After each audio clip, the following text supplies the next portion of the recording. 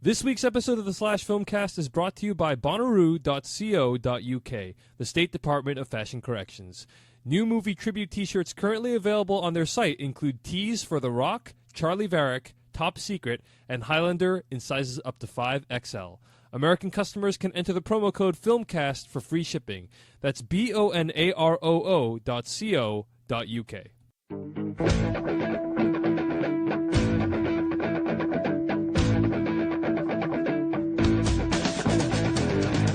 Hello, everyone, and welcome to the Slash Filmcast, the official podcast of SlashFilm.com.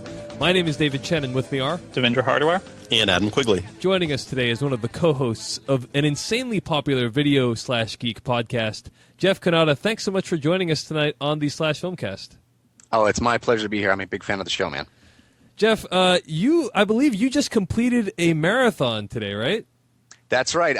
I get so excited about being on this show that the only way to calm myself down was to run 26.2 miles. Or the only way to prepare yourself, sir. Exactly. After completing your marathon, you found yourself in a marathon of a different kind, namely the Slash Filmcast broadcast.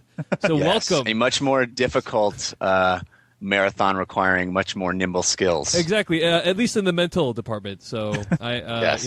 I'm glad you had that preparation, and now hopefully good luck to you. But speaking of live broadcasts, the Slash Filmcast usually broadcasts live on Monday nights at 9 p.m. Eastern Standard Time, 6 p.m. Pacific, at slashfilm.com/live. And you'll find links there to subscribe to our podcast. You can also go to slashfilmcast.com to find all of our back episodes and find links to subscribe there as well. We usually begin each week by discussing what we've been watching, move on into a dissection of the week's film news, which you can find at slashfilm.com, and conclude with one in-depth review. This week, we're going to be reviewing McGee's Terminator Salvation. So before we get into any of that, though, we have some business to take care of. Do you guys know that the Slash Filmcast has been broadcasting for a year? Wow. Really? That's Oh my god. I know. This is episode 52. So, Jeff, you are here for our 52nd episode, which is kind of a year, I guess, around. I am honored to be here, and congratulations to all of you. That's Thanks. fantastic. It was a rough journey. I'll be honest with you. Many times people have wanted to kill each other on the show, and I've had to pull Dave off a ledge quite a few times. Exactly, and we Literally. Thankfully, we survived. So to celebrate, we've been giving away a lot of free stuff, and one of the things we announced last week that Titan Books at TitanBooks.com is doing a giveaway with us for Terminator Salvation art books, the art of Terminator Salvation. These really sweet books that, whether or not you like the movie, and we're going to talk about that in an hour or so, you will find something to appreciate in these art books. And we announced last week that we're going to be giving 5 copies away. So this week, I'm proud to announce that we have the winners selected at random from people who had the correct answers for last week's show. So here are the winners of the Terminator Salvation art books. Diana Gelli, or Gelli, G-E-L-I, Aaron Newworth, Alex Lauren, Keith Nauer, K-N-A-U-E-R, and Jillian Sang. Those are the 5 winners of the Terminator Salvation art book. So congratulations. For everyone who entered, thanks so much. And those people who I just named, you will be getting your Terminator Salvation art books very shortly. So thanks for entering. It was a blast.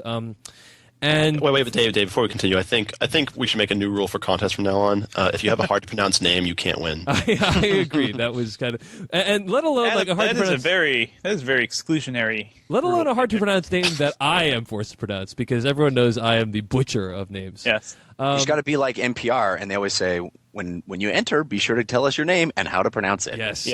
Yes. Good one, Jeff. Fortunately, we are not nearly as professional as them, so we don't need to do that.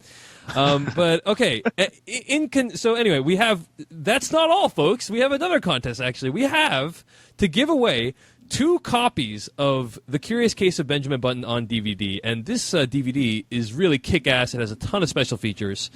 2 copies of The Curious Case of Benjamin Button.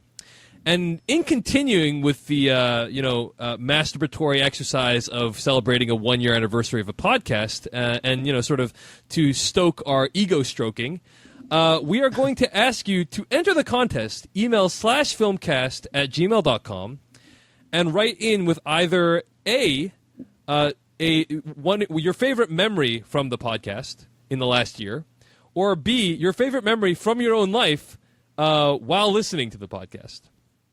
So A, either your favorite memory or moment from the podcast this past year, or B, a favorite memory or moment from your life. I'm sorry, a favorite moment from your life while listening to the podcast. Email /filmcast@gmail.com. In the subject line, please put in button contest. Button contest. Otherwise, I won't be able to sort all the emails. And next week, we'll pick 2 of them at random. If your answer is really crappy, like if it's a one-sentence answer, like, I liked episode 35, and that's your whole email, you will not win the contest. So regardless of whether we pick you at random, you will not win. I will just skip over you. But, yeah, email /filmcast@gmail.com. Button contest in the subject line, and either your favorite moment from the podcast or favorite moment from your life relating to the podcast. Also, feel free to call in at 781-583-1993 and leave us your favorite moments that way, too. We'll play some of them on the air, but that will not count as a contest entry. But feel free to do that anyway. Finally, people who are tuning in live tonight at /film.com/live will have a special bonus because they'll be able to win one of 2 copies of Taken on DVD. This is the Liam Neeson movie in which he plays a complete badass. That's going to happen in the /Filmcast After Dark right after this episode. So people who are listening live now, stick around, and it'll be a fun time for people winning the Taken DVD. All right? So anyway, that's all for announcements. Let's move right into the show. What we've been watching this week. Jeff Kanata from the Totally Rad Show. What have you been watching this week? Well, I will admit that I was very excited to see Terminator Salvation. All the lead up to it got me very excited. And I realized that I had not seen Terminator 3 probably for good reason, because a lot of people said it was terrible. But I figured as someone who needed to kind of know the lore and how we got to this place, I wanted to watch it. So I Netflixed it on Blu-ray and watched it for the first time this week. And turns out everybody was right. It's pretty terrible. But some interesting things. Here's the thing. They ruined the Terminator franchise in that movie for myriad reasons. But chief among them, for me, is the fact that all of a sudden we get the new information that... Wait, hold on. I'm sorry, Jeff, before you continue, let's just say spoilers for Terminator 3. Sorry. Yes, if you haven't seen Terminator 3, yeah, spoilers coming up. If by spoil you mean ruin a terrible movie. Yes, exactly right. A 6-year-old terrible movie, but continue, Jeff. Yeah, okay. So we get this new information that the Arnold T800 is what he is? Yep. Is powered by not 1, but 2 nuclear bombs, essentially. Yes. This is new information for the series. Yeah. And it seems to me that way back in Terminator 1, when he's crawling towards Sarah Connor and all he wants to do is terminate her, seems like a pretty easy choice to just pull out one of those nuclear bombs instead of grasping at her foot. And detonate the nuclear bomb. I don't know. Maybe that's the last resort. Maybe the Terminator would think of, seeing as how he thought of it in this episode. Yeah, that's a good point. This is the classic mistake of introducing lore in later shows later sort of iterations that doesn't match up with earlier iterations. Exactly. Man, I forgot they even did that. We have him. Well, it's interesting because the other thing I watched this week, or another thing that I watched this week, was Terminator 1 again. Like I said, I was very excited about Terminator Salvation. And I realized I hadn't seen Terminator 1 in a long, long time. And I watched it on Blu-ray, which was interesting because it occurred to me that I literally have never seen that movie at that high fidelity. I'd never seen it in the theater because I was too young. And I had always ever watched it on VHS. Yeah. Probably panned and scanned every single time I ever saw it. And how did it look? Was it beautiful, or did it look like a really awful transfer of bad source material? I thought it was beautiful, but boy, do the effects really stand out as being dated. Right. Yeah. All of the Stan Winston Arnold heads, like every shot where they cut between a real Arnold head and a fake Stan Winston Arnold head is like glaringly, it's jarring, and that's too bad. I mean, I suppose I could suspend my disbelief. It's not that big of a deal. It was a very inexpensive movie at the time, even by that time standards, and it was dealing with pre-CG and stuff. So I didn't really hold that against it, but it was really interesting to see, and it was interesting also to me to realize it's basically a horror movie. Yeah. It's and I didn't really put that together when I was a kid because it always seemed like such a big sci-fi movie. But it's structured like the big bad monster is coming after the woman, and that's it basically. So, but I thoroughly enjoyed that. Didn't much care for Terminator 3. Thoroughly enjoyed Terminator 1, and actually going back to Terminator 3, I like how Terminator 3 sort of follows this rule of introducing a massive, more dangerous monster type thing in the third movie, which Jurassic Park also did, if you guys remember that movie, which I don't blame you if you don't remember Jurassic Park 3. No. But you guys remember Jurassic Park 3, there was this whole dinosaur introduced, the Allosaur or something, the like ultra dangerous dinosaur that like for some reason was never on any of the previous islands.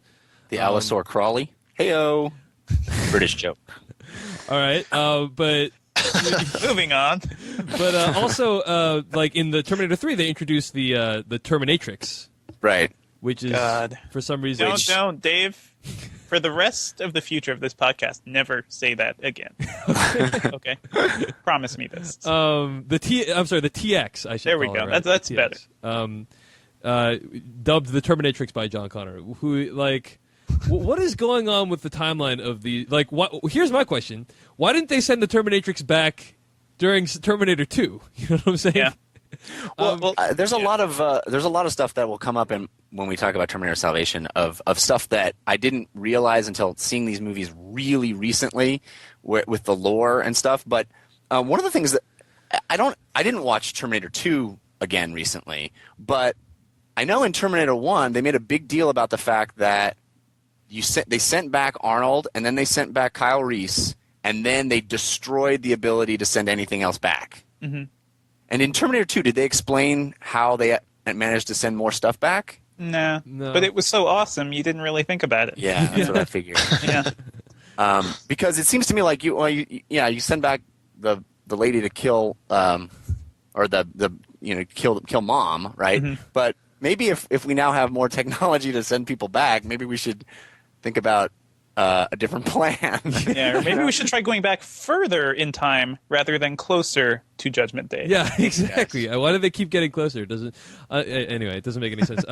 I do want to say Terminator 3. Yeah, a terrible movie. The CGI is really bad. And but the one thing I do like about it is there's a lot of momentum to that film. Yeah. Like I think it's a actually really well directed movie, just with a terrible, terrible script. So I don't think it's directed that well either. Some of the action scenes are pretty good. Like they're not Cameron good, but there's interesting stuff. Like there's this one scene where they're tearing up the town with like that giant truck, and you see like the damage in the rearview mirror. Yeah, that was kind of cool actually. Kind of cool. That was a good shot. Arnold is going through the building on the end of the crane, which is cool. Yep. Yeah, the first time they really introduced the idea that Terminators are heavy. Yeah. Although I would agree. I would disagree that even in Terminator 2 they sort of Arnold like kind of like went through walls and stuff like that. Yeah. But this is the first time like he really like they really worked hard on making it so that this guy is like 1,000 pounds and we're gonna make sure you know it. Yeah. There was that cool chase scene, although there was still a lot of bad CGI. But the thing that Terminator 3 is unforgivable about that film is it completely destroys the tone, mythos, everything that's been built up in Terminator 1 and 2. Like the whole point of Terminator 2 is there is no fate but what we make for ourselves, and Judgment Day is not predetermined. And then Terminator 3 is like, actually, that's not true. Okay, well, to be fair, though, that Terminator 2 kind of destroyed the same thing that Terminator 1 was building up. Like, there was a whole, cyclicality to them basically ensuring their own fate. And then Terminator 2, it's like, well, no, that didn't happen. And we can once again get into just the huge flaws in the whole time travel mythology of that series. Like, there's one way I can see where you can almost justify it, but I don't think that was the original intention. But I think we should probably get into that later. No, okay, yeah, that is a good point, Adam. But I guess if you take the arc of the Terminator 1 and 2, and you can take them together, given that they're both directed by James Cameron and conceived by him, I'm willing to accept that Terminator 2 breaks the quote-unquote rules set in Terminator 1. But then they're just breaking the rules left and right now. Like, if you can't follow the rules for more than one movie, there's no rules. Right. I feel like T2 was more of like a logical progression of the themes, too. It was building on what Terminator 1 had said. But you know what? It's funny that you bring that up, Dave, and we're going to talk more about this in the Salvation review. Yeah. But I feel like Salvation sort of brings that Terminator 2, theme back almost, or at least refers to it. And by doing that, I feel like it even makes Terminator 3 completely, like, even more useless than it is now. Like, it shouldn't exist. It has no greater impact in the story. Like, even despite the really weird and dark ending, it doesn't seem to have any greater impact in Terminator 4. Yeah. Very strange. Yeah, good point. You know, the other cool thing about seeing the Blu-ray version of Terminator 3 is it has this, or maybe it was Terminator 1, the Blu-ray version of that. It had this awesome interview with James Cameron, and he talks about how Arnold came in and read for Kyle Reese, in fact, and that the Terminator was originally supposed to be an average-looking guy who could blend into any crowd and then pop out and kill anybody. But that when Arnold came in and read for Kyle Reese, he was like, man, he's got to play the Terminator. And then that completely changed the idea of what the Terminator is, because obviously Arnold can't blend into any crowd. Yeah, that was really interesting. And sort of like in Salvation, it's sort of like the reverse of that, you know? Going back to that theme of infiltration. But anyway. But yes, Jeff, I like that you bring up DVD special features, because this is probably one of the few podcasts geeky enough to go in depth into favorite DVD special features. But yeah, so check out the Terminator 1 Blu-ray, I guess, for that one, right? Yeah, it was really cool. And Arnold is in the. I guess they did this retrospective when they were about to make Terminator 2, and it's interesting to see them at that time talking about it. It's pretty cool. Yeah. So Jeff, what else have you been watching this week? Well, Dan Trachtenberg, who is a frequent guest on this very podcast and my co-host on the Totally Rad Show, and it should be said from the top, before we get too far into talking about movies, I am no Dan Trachtenberg when it comes to movies. So, sir, you do not need to remind us of that. Curb your expectations accordingly. But he is a noted and vocal fan of Buffy the Vampire Slayer, the series by Mr. Joss Whedon. And I, for whatever reason, had never actually seen a full episode of that show, ever. And, it's like you've actively avoided it your entire life. I don't believe so. Maybe subconsciously. I didn't intend to not see it. You don't have any memories of like Buffy on the TV and then you jumped out a window? That probably happened. That explains the cast that was on my leg. Yeah. So anyway, after much pleading on his part, I have agreed to take the journey through all of the seasons of Buffy the Vampire Slayer to see what all the hullabaloo is about. And so far, I am one episode shy of completing the first season, and right now I am in the WTF category of how does anybody believe this is good? Everyone has assured me that it gets much, much better, but right now it's a schlocky, badly acted, badly written, badly shot show. That's season one. Yeah. Season 1 is pretty terrible, actually. And my friends I had basically the exact same situation. My friends were basically saying, you have to watch this, and I was never into Buffy. But then once you get past first season, I mean, you should watch first season if you're going to watch the show just so you can get introduced to the characters. Right. But it's really all, like, season 2, like, you'll actually notice right off the bat, the change is just so apparent. The quality is just infinitely better. The special effects are better, and the writing's a lot better, and the story arc is much more interesting. Stick with it. And I highly recommend anyone that maybe stopped watching the show through the first season, go back, check it out. It gets so good.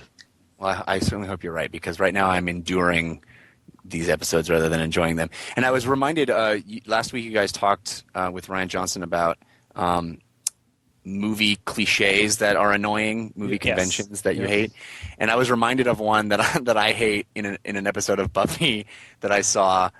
Where the EMTs are taking the person who just got attacked out of the room, and for some reason they stop in front of our main character and allow a conversation to happen where our main character has no medical expertise, or there's no reason why the EMT should allow that moment of discussion to happen. Yeah, I hate that. Yeah, it has that. But you know what? That series actually started by subverting those, expectations and everything. Like, it started with the scene with the guy and the girl. And you normally in a horror movie or whatever, they're sort of like starting to make out in high school, and like either the guy would be attacked or the guy would turn out to be evil or something. But in this one, the girl turned out to be the vampire, and I feel like that really set up like what he was trying to do, something a little different. But, yeah. The second season, that's when they get a budget. It really helps. I'm ready. I'm ready for that to happen because Yes. I'm not currently enjoying it. But well, Jeff, thanks for sharing what you've been watching this week. I guess we should move on to me. Thanks for also reminding us that we actually had a really cool episode with Ryan Johnson a couple weeks ago where we reviewed Star Trek and talked about other stuff for a while. But also, I interviewed Nathan Johnson recently, the cousin of Ryan Johnson, and the composer of the Brothers Bloom score. So I actually strongly encourage people to check that out because that is an awesome score. And you will. Did you like the score for Brothers Bloom? You saw that movie already, right, Jeff? Oh, I absolutely adore that film, and I dug the score quite a lot. Yeah. So I'm sorry. Go ahead.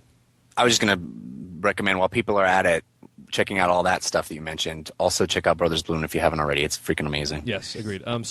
Check out the Nathan Johnson interview at /filmcast.com.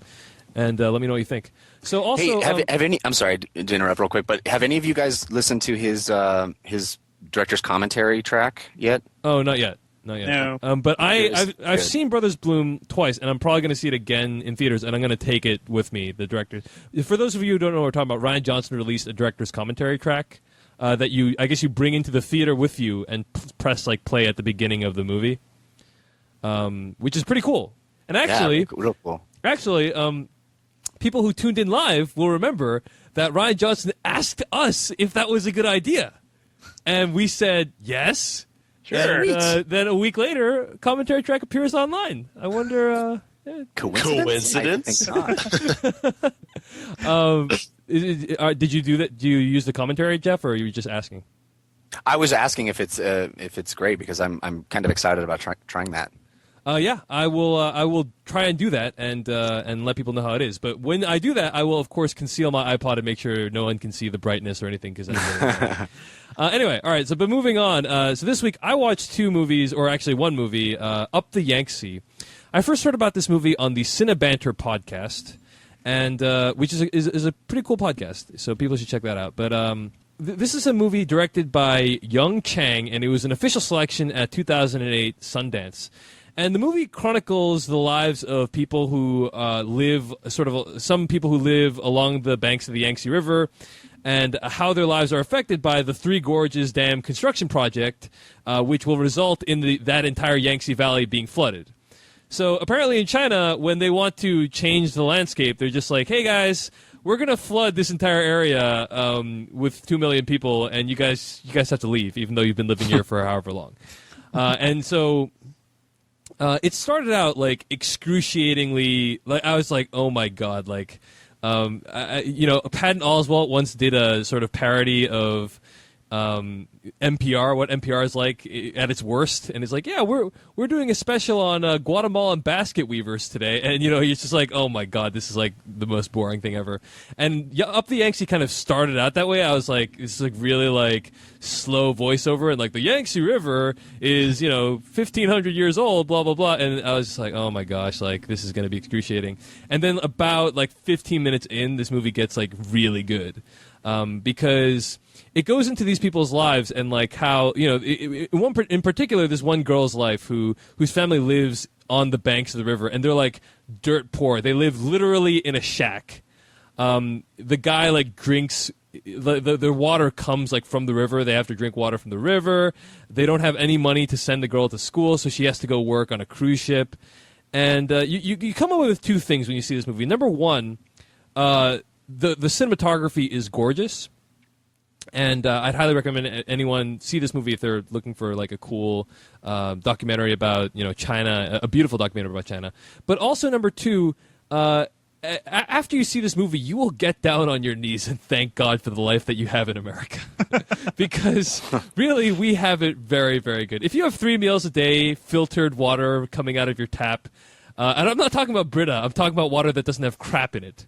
Yes, water that's drinkable. Yeah, it's. I mean, if you don't have to, and the dad, the dad and the family, ended up working at a quarry where all he did all day was break rocks in half with a pickaxe, and he did it in his bare feet. And it's just so painful, to watch, and that the plight of these people, and 2 million people had to be evacuated.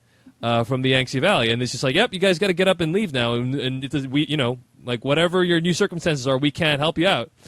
But one thing that really impressed me about this movie as well is the fact that the camera, like, I don't know how he got the shots that he got, because you're in this location where there's like no technology around, like anywhere, and that this guy with a camera crew set up and had these people act and behave in ways that are completely natural, I thought was really impressive.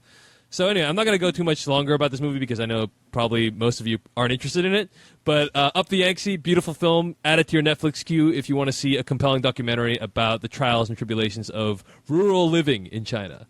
On to something a little more popular. 24, season finale. I heard of that. I'm sorry, Yeah. what? I've heard of that, Dave. Oh, the movie. Yeah, it's good, yeah. No, but, 24, Dave. Okay. All right. Forget it, Dave. Okay. Just go. I'm forgetting. Okay. So I guess spoilers coming up for 24. Yes. The season and the finale, which is awesome. Season finale. So yeah, a lot of people, actually, a couple people have written in saying, I want to hear what you guys have to say about the 24 finale. So I assume, Jeff, either you've seen it or you don't care about being spoiled. I do not watch that program. Okay, cool. So you probably don't care about this then. Yeah, you go ahead. Okay, and Adam, I know you don't care, right? So No, I care deeply. You better not spoil a single thing. So 24 season 7 finale. Devindra, you saw this. What'd you think? Yes, I saw it. I really dug this as a finale. Like, this entire season was pretty damn good, and I'm actually really surprised that we're here at the end of the TV season, and I found 24 a modern season of 24 far more compelling than Lost and many other shows I normally really dig. And that's just sort of shocking to me. Like, what the hell happened, But yeah, this was a great season, great finale. I really like the way it ended as well. Good action, really good character arc for Tony. There are like so many twists and turns in this season. And strangely, I found, even though some of them were kind of schlocky, they still surprised me, which is really what they aim to do. It's still shocking the audience. There were some shock kills in this season that I totally didn't see coming. Oh yeah, agreed with you. Great about the shock season. kill. This season of 24 had everything that makes 24 great and terrible. But specifically great, it had just like Oz. Yeah. It had awesome character actors playing secondary characters that you actually care about. That's 24's specialty.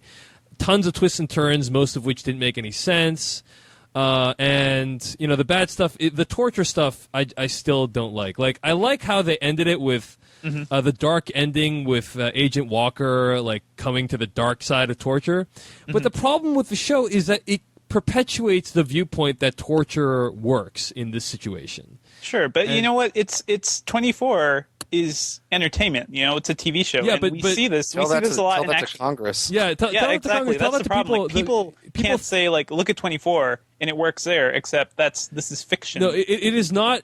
I am being 100% truthful when I say that 24 has shaped how our troops do interrogation. Sadly, yes. And it's unfortunate, and it apparently this season they haven't learned that their version of torture and getting information is not 100% accurate. That being said, I like the idea of someone going to the dark side like that, and like Renee Walker being like turned like that, but I didn't like the fact that it's like it's based on the idea that torture is effective. Right, but there was some decent commentary on that too, like when Jack was threatening this the guy from the mosque. Yeah. He threatened him. Then it turns out that you were doing that for completely no reason at all, and you were wrong. And I think this season really focused a lot on Jack Bauer being wrong. And actually, Jack Bauer, the thing that I really found interesting was for a major portion of the season, he is not in combat. And that was really interesting, seeing the show actually survive without Jack Bauer being the action hero. Yeah, but overall, this is a great season, and I would highly recommend it. Season 7, pick it up on DVD or something like that. And I love the use of DC as a new location, much better than LA. No offense, Jeff. But they needed a shot in the arm because a terrorist tried to blow up LA 6 years in a row, and it's kind of like getting old.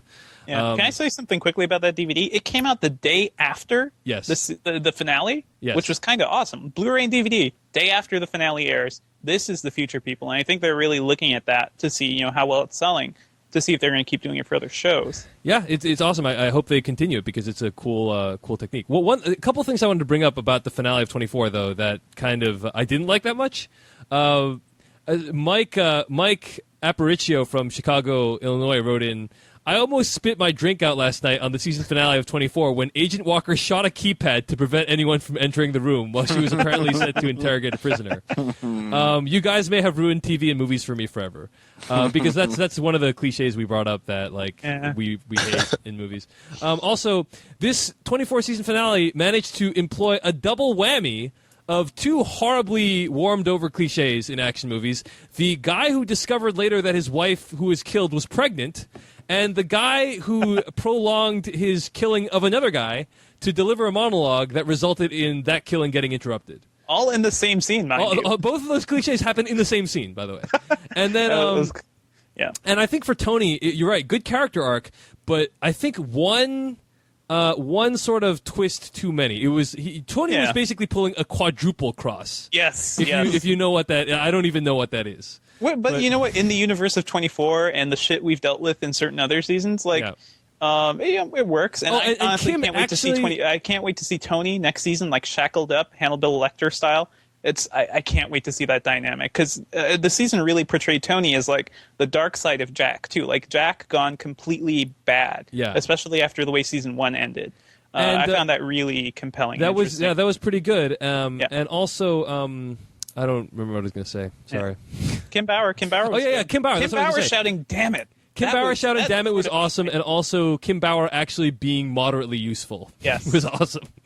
So, all right. Anyway, so those are feelings about 24 season 7 finale. Great season. Great job, guys who created the show. Can I just reiterate that it's a ludicrous world we live in when people like Karl Rove get on morning talk shows and say, "Well, torture works when there are 24 like situations." Yes. It's like there are never 24 like situations. Yeah. That's fiction. Yes, exactly. Carry on. It's like bringing a steak to a courtroom or something and saying, sometimes you need to be protected from vampires. Okay? Right. All right. Devindra Hardawar, what have you been watching this week? I saw a couple things this week. I saw a 1973 Fellini film called Amarcord. Nice. And this is a film which is about a year in the life of a small Italian coastal town.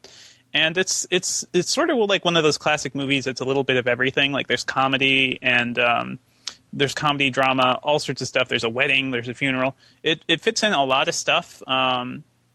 And I just really sort of dug it. One thing, the way I saw this movie, I saw it at my local theater, the Amherst Cinema, and they've taken to projecting older movies. And you know what? This is the way to see older movies. Like basically movies made before VHS, movies made before the 80s. You watch them on the TV and, you can enjoy them, but I've been getting this feeling that, the best way to experience these movies for the first time, at least, is to see them projected somewhere. So I'm glad I got the opportunity to see this. And, what do you guys think about that? Like seeing older movies projected, do you think it's a different experience? Yes. Yeah, just the ArcLight here in LA does that a lot, and I've had the opportunity to see. We saw Deer Hunter, which obviously came out after VHS, but also a Notorious, the Hitchcock movie. Mm-hmm. And man, you're right. It is completely different when you're forced to sit there in a movie theater and see it how it was projected. It's far superior in my opinion. Yeah, it's like they had no idea that this stuff would ever be watched at home. They didn't think of the home audience. It was all about making the most of the theater screen. And I feel like we've lost something from that. Agreed. And Devindra, this is a Slash Filmcast. Can you really imagine any of us saying, no, we don't think it would be improved upon viewing it? No, but it's just one of those things. Like think about it. Like the only way you can see certain movies right now, especially older films, is you rent it from Netflix or something. And you watch on your TV, and maybe you're lucky and your TV's like 40 or 50 inches, and that's close to a film projection. But ideally, you'd be watching it in a theater with other people, or at least on a projector system where it's bigger, where the image is much bigger than you. Yeah, I feel like that's important. Cinema Paradiso style, with freaking the rowdy crowd, people having sex in the back, one guy freaking taking his 5 dogs into the theater with you. That's how all movies should be watched, especially. Even though we complain about bad theater experiences, for fun, fun movies, I love a good rowdy crowd. Yes, for sure.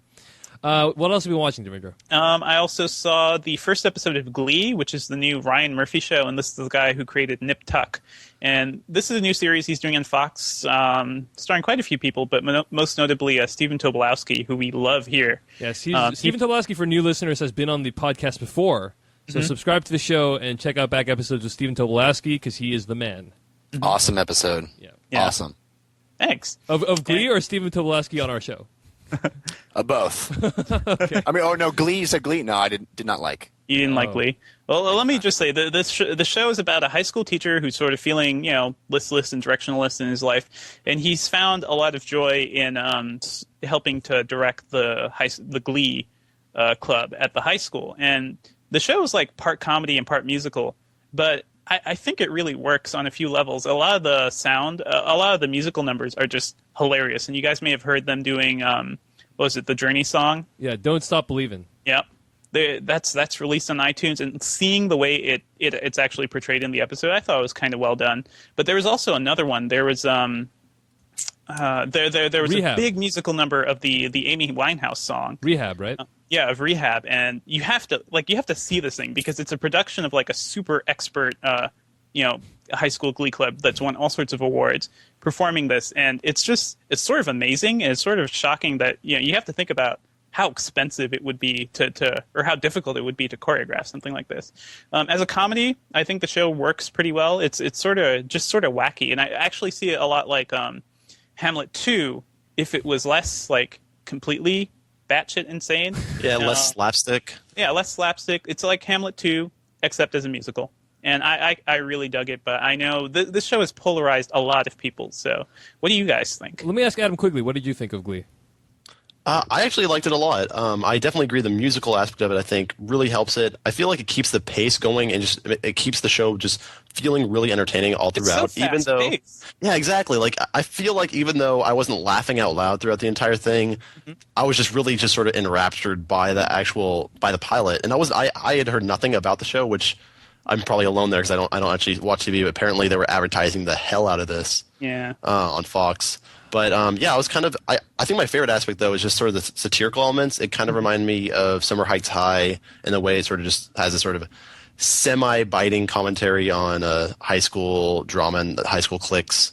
And I thought that aspect of it was kind of amusing. I think it's also sort of satirizing like the American Idol culture as well, which I find it really ironic that Fox is airing this show. Right, it's definitely a commentary on this generation right now. Yeah, the high school musical generation. I want to say, Adam, nice use of the word enraptured there. I'm not sure if you actually meant enraptured, because enraptured means to fill with rapture or delight. Is that what it was? Yeah, that's what okay. The title, Glee. He was consumed by the show. Okay, because often mistaken for enthrall, which means to hold spellbound. So I don't know if, but I guess enraptured, that's if you felt. I would say either of those words are appropriate in the case of Glee.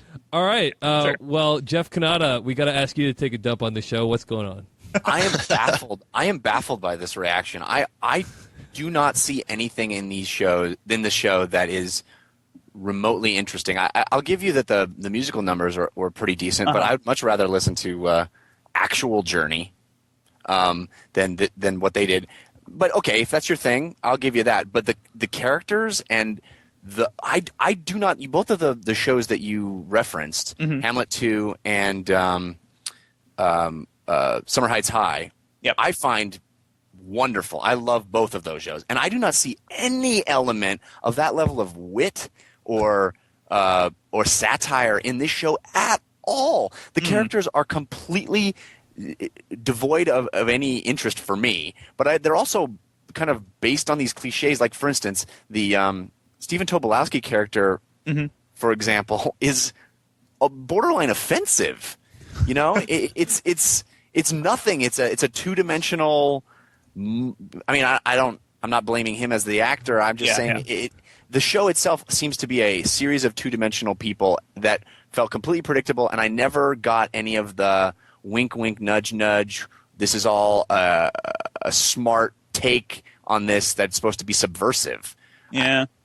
I don't think it's trying too hard to be smart or anything. I think it's just doing a good job at being like decently entertaining at what it is. I mean, I like totally. a lot of different aspects of it. Like the entire soundtrack is done a cappella style, which is kind of unique. I've never seen that. Well, before. it's not a cappella. It's just really good choral arrangements. A cappella means okay. no instruments. But Okay. But it's done along those lines. not that I'm being nitpicky today or anything. Well, it's I not love like it. Dave has spent much of his life in singing groups in college. Yeah, that is true. Yeah. But anyway, okay, so in either case, whether or not you like or dislike Lee, all of us, I think, can support Stephen Tobolewsky no matter what he does next. Indeed. So best of luck to him. And I guess this show is not really airing until fall, right? Is that correct? Yeah, they just aired the pilot, but I guess it's not continuing. Yeah, until the it's fall. to generate interest, I think. So we're going to see what happens when the new episodes start to air. And God knows, Devindra, you keep reminding me, sometimes shows can get better after the pilot. So. That's fair. That's it's strange definitely true. how that works. Yeah. Devindra, what else have you been watching this week? Oh, can I say one last thing? I'm sorry about that, because you guys mentioned the High School Musical generation. Yep. And it occurred to me, actually, while I was watching Glee, that it really is only a matter of time before the gay rights issue is completely a non-issue, because kids are the freaking High School Musical generation. Why? I don't know exactly what connection you're trying to make there, Jeff. Yeah. I'm saying there's nothing more gay than the High School Musical, but I mean that in a completely non-pejorative sense. I get what you're saying, but we had like Grease in the early '80s. Like it totally did different. Oh, apples and oranges, dude. Apples and oranges. Have you seen High School Musical?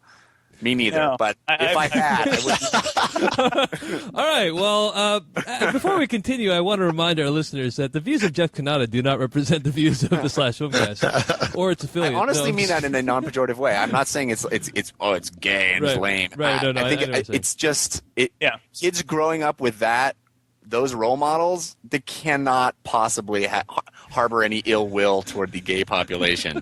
I get what you're saying, and I hope that is actually the case. I definitely think, like with every new generation, things do tend to get more progressive. Yeah. Which is good.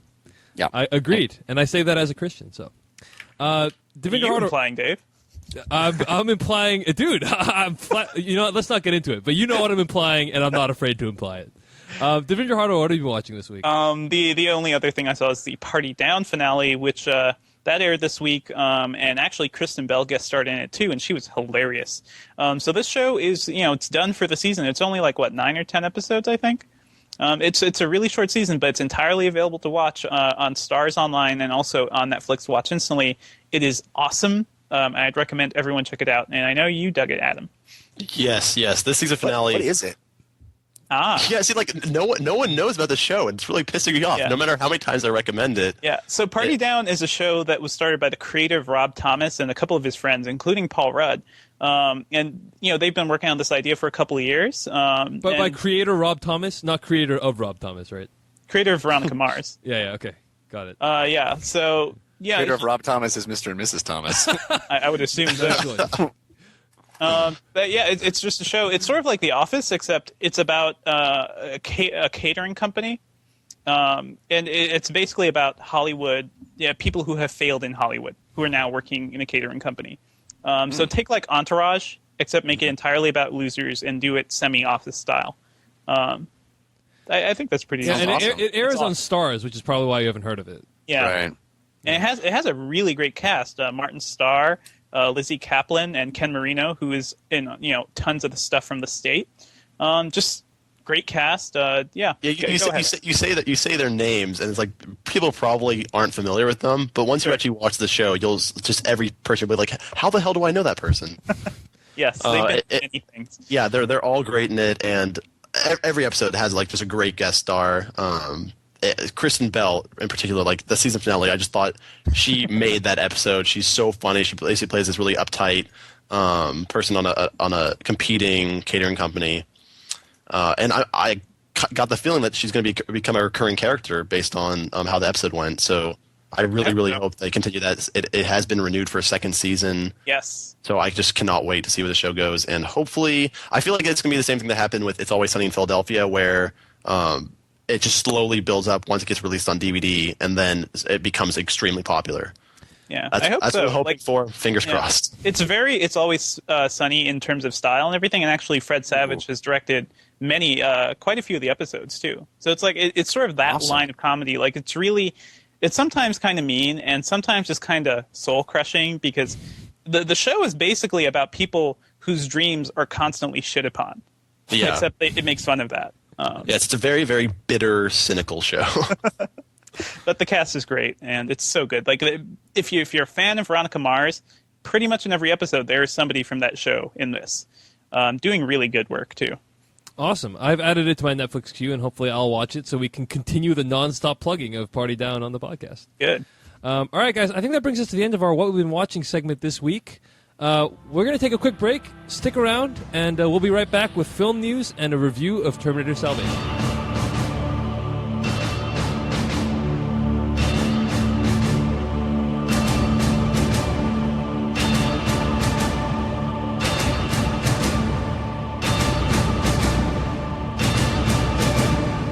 All right, we are back, and we're joined tonight also by the editor-in-chief of a pretty popular film blog, Peter Serretta, the editor-in-chief of SlashFilm.com. Peter, thanks for joining us tonight on the Slash Filmcast.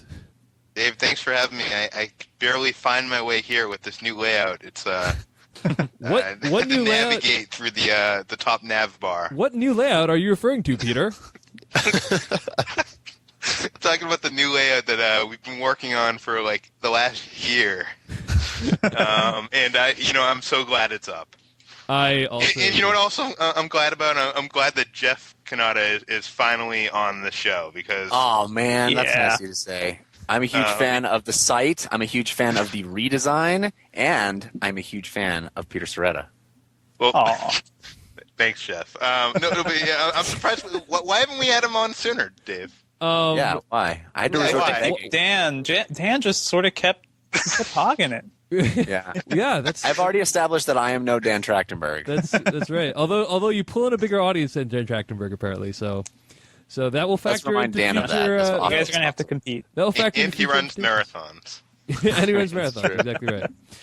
All right, guys. If you're just tuning in, we're joined also by Jeff Kanata, the co-host of the Totally Rad Show, and this is the Slash Filmcast, the official podcast of SlashFilm.com. For people who don't know exactly what Peter is saying, go to SlashFilm.com. It looks awesome now. I was like, I like clicking around the site today because it's so beautiful. It's like when you get a new toy. Yeah, man. Like when you get a new toy, you kind of want to like play around with it, put it through its paces, and that's kind of what I felt like when the redesign of SlashFilm.com went live. To give you an idea of how long we've been working on it, the SlashFilm.com design was supposed to launch with the first episode ever of the Slash Filmcast. And we are now celebrating our first year anniversary, so that's an idea of how long it took to get this redesign up. But it was worth the wait, kind of. Anyway, Dave, remember when I said we should wait for the first episode Yes. until we get the redesign up? and I was like, no, let's not do that. Yeah, we were all like, that's probably not a good idea. And the rest is history. Anyway, so now we're going to our film news segment. Again, you can find all the news we're going to be talking about at slashfilm.com. And let's get right into it, gentlemen. A couple of remake/adaptations in the pipeline sprung up in the past week or two. I'll just read them both off right now. Hollywood to make a Bazooka Joe adaptation. And Peter Berg might be directing a Battleship movie. And not Battleship like involving battleships, but Battleship like the game Battleship. So let's take these potentially with Robert Pattinson. With Robert Pattinson, the male lead of Twilight, who is the hair from Twilight. The hair from Twilight. Clearly, they are not getting my letters because no one has yet put into production the Connect 4 movie that I've been clamoring for. One day, Jeff. Directed by Ridley Scott. Jeff, Universal and Milton Bradley have a deal. I see it coming. I love it. Pretty sneaky, sis. That's the tagline. Here's the thing, though, is that we haven't we've been talking about board game adaptations for a while, but we haven't actually seen one created yet, right? Have we actually? No one has actually been. Oh well, except for Clue, but that was like 20 years ago. So I love it. It's a good movie. Really? All right. I enjoyed it as well, but I remember listening to Smodcast and Kevin Smith completely bashing the hell out of that movie, and I'm like, I question myself now. But anyway, let's go through these adaptation news. Okay, so According to this bubblegum bit that Peter Soretta wrote up at slashfilm.com, there is going to be a feature adaptation of Bazooka Joe, the comic strip that comes packaged with Bazooka bubblegum. All right, so that's for starters. And the screenwriter that has been hired not only has no credits to his name, but he will be graduating from Chapman University this weekend. So I guess he graduated, I guess, this past weekend. Yeah. Pissing off aspiring screenwriters everywhere. So congratulations, Mark Hammer, on your graduation. And may God have mercy on your soul. God have mercy on your soul. And we should mention that Michael Eisner is the person making this, and Michael Eisner is, in my opinion, the person that ruined Disney. So he was the guy that was responsible for like The Little Mermaid 6, Return of Ariel's like granddaughter or something. Yeah, I would say in many people's opinion, Peter. All right, guys. So here, let me ask you this question. We've all had Bazooka bubblegum, right? Adam, yes. Are you old enough to have had Bazooka bubblegum? Yes, David. Okay, so wait a second though. Like, I want to know, because I wrote this in the article. Do you think kids nowadays know what Bazooka Joe is? Yeah. I mean, if they do, they're probably like, "Oh, it's that really shitty gum with the unfunny comic." It's that gum that tastes like crap for 30 seconds as it gets warm in your mouth. Yeah. It's that gum that is like freaking as hard as a freaking stone pebble when you chew on it. I'd rather see an Eclipse movie or Wrigley's. I'd rather see a Stride movie featuring that dancing guy. You know, there's already been a movie that is based on a product that comes with bubble gum. Mm-hmm. Lest we forget the cinematic genius that was Garbage Pail Kids, the film. Oh man, that good one. Yeah, well, nice callback. I think I even talked about that before as a shit movie of the week. Yes, you did. Yes. So okay. Enough about this movie remake. My question is, what is up with Bazooka Joe gum? Because I used to be a big fan of their soft gum, and I used to get that all the time at CVS, and then they stopped carrying it, and now I'm just here. I've got no gum. What the hell is up, Bazooka? Here's What's my question. the deal? but tell me something.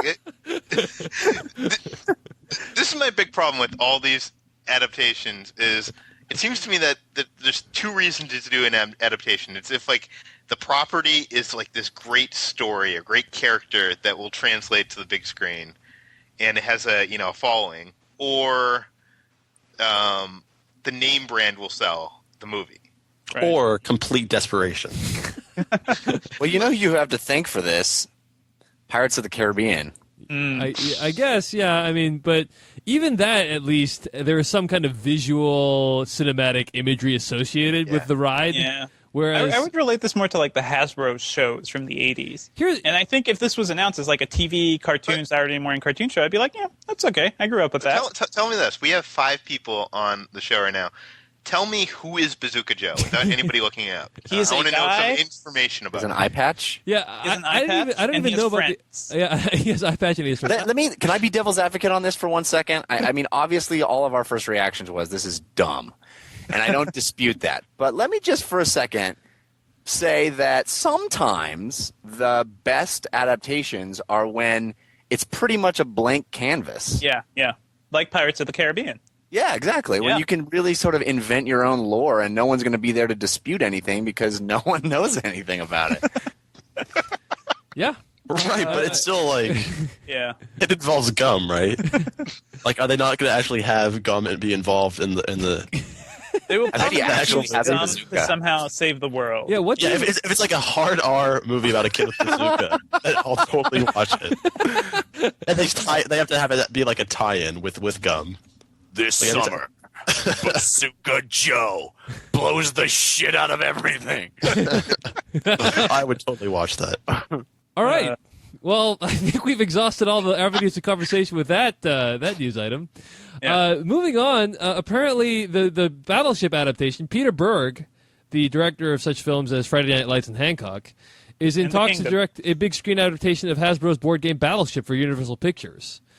And Twilight star Robert Pattinson was spotted leaving Berg's home, and at the time many speculated that Pattinson might be in talks to join Berg's planned remake of Dune, but Berg has so many projects in development pipeline, it would be impossible to narrow it down to any one of them. So the Robert Pattinson, highly speculative, probably not even in this movie. Although I think we can all agree, if there's any franchise Robert Pattinson should get involved with, it's the Battleship board game franchise. Any franchise that will die and destroy his career, I'm all for it.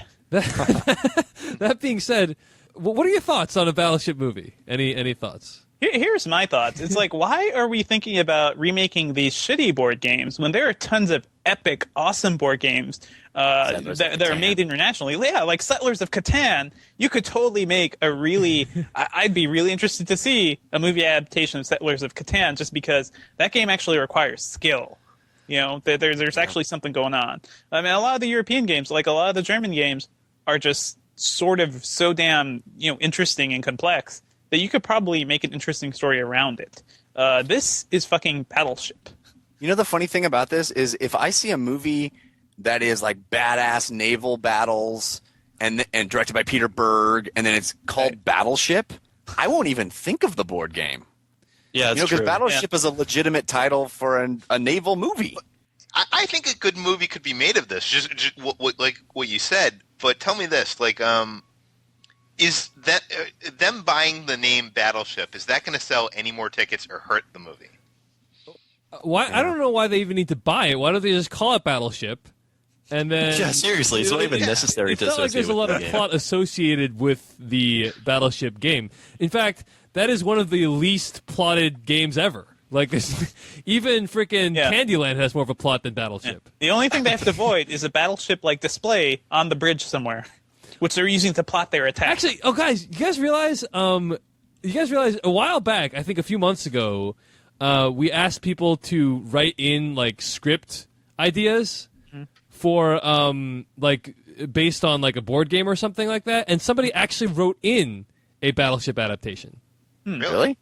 I'm no searching one my email remembers now. this? See if we can find this. Yeah, let's see if we can find this here. While you're searching for that, has everybody looked at the picture of the old 60s? Yes. Battleship, and the mother and the daughter washing dishes in the background while the father and son it's classic. are playing. Stay in your place, woman. All right, guys. Chase Smith from from farthestdome.blogspot.com wrote this in. Young Marcus Byron has had a tough life.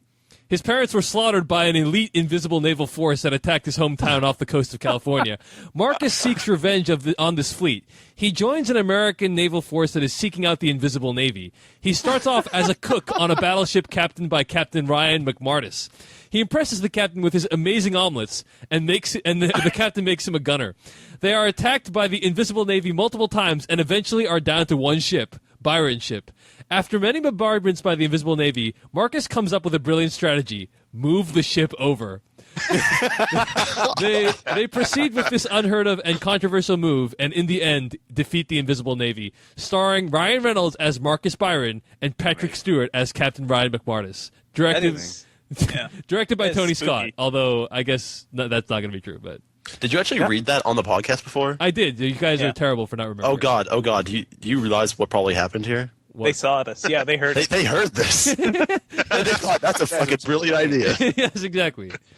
Slash Filmcast. You know how this might actually be kind of cool is if they do basically the plot of The Last Starfighter, but with Battleship.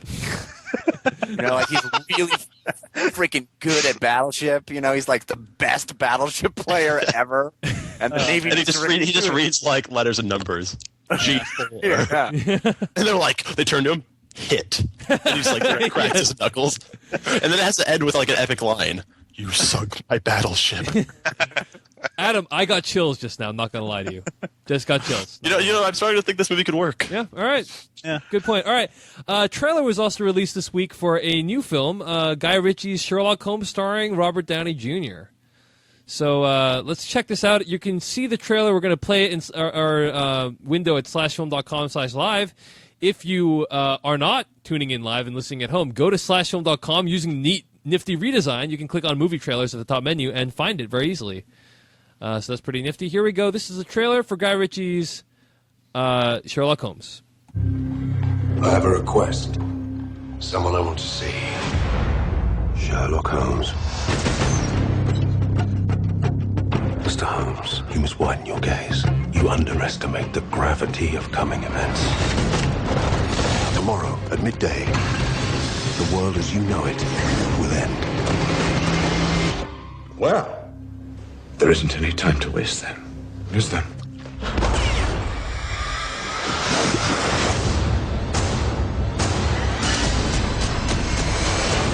The witness stated that he saw Lord Blackwood rise from the grave. I want you to find him and stop him. That'll take every ounce of my not inconsiderable experience.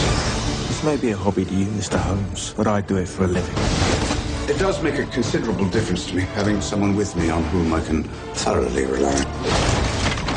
Oh, it's nice to see you, Watson.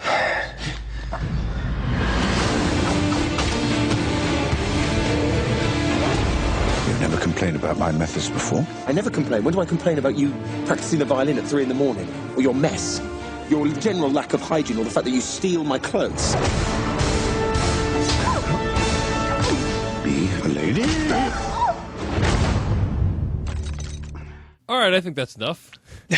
So that was from the Sherlock Holmes trailer, the new Guy Ritchie film starring Robert Downey Jr., Rachel McAdams, and Jude Law. I believe it's going to be released in theaters in November, right? Peter, back me up on this.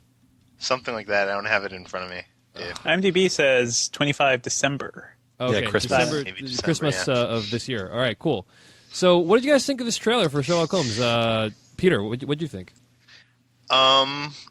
It definitely. I saw this at Show West, and it definitely wasn't what I was expecting. I mean, it takes the the pirates route, and it's a bromance action film adaptation of Sherlock. I don't know, Dave. I really. First of all, I Peter, need to see more. I have to correct you. I have to correct you and say adaptation. Otherwise, people will get really pissed off in the chat room again. But second of all, what did I say? You said adaptation, which last time you said that, everyone went bananas in the chat room. Wow. But second of all, what do you mean when you say the pirates route? Action comedy. It's very Pirates much of the Caribbean style. Yeah, gotcha. Yeah. Exactly. What did you guys think? Let's start with Jeff. Well, the first time I saw this, I kind of got pretty excited about it. It looks really inventive and fun and silly. There's that wonderful moment with the big hammer, little hammer, which looked really silly and fun. And then the guy I actually saw this in front of Terminator Salvation, and the guy I saw that movie with leaned over to me and said, "This looks like a trailer you would see in Tropic Thunder, making fun of what Hollywood does to these type of movies." And that kind of changed my whole perspective on it, because it really kind of does. It's like, oh yeah, look, explosions and Sherlock Holmes and crazy black. Yeah. So although I'm pretty excited to see it definitely made me reconsider my position. Adam, I think it could be both, but yeah. What did you guys think, Devindra and Adam? What did you guys think?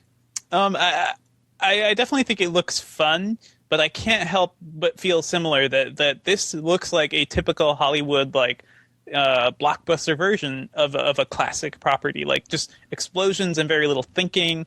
I've read a couple Sherlock Holmes books, and I've always been interested in the way he does things, intellectually. I know he's supposed to be trained in boxing, and he's had a gun that he's just never really used much, but the book's never really focused on that aspect. It was always about the investigation and just his general demeanor. And actually, the best example of this, I would say, is the TV show House, which is very much built upon the Sherlock Holmes mold. And if you've read up any on House, the creator of that show really loves Sherlock Holmes, basically, and House is just a lot like it. There are a lot of Sherlock Holmes references in it. That is a character who is physically disabled, and he cannot do action things. So he's entirely entertaining based on his personality and his intellect.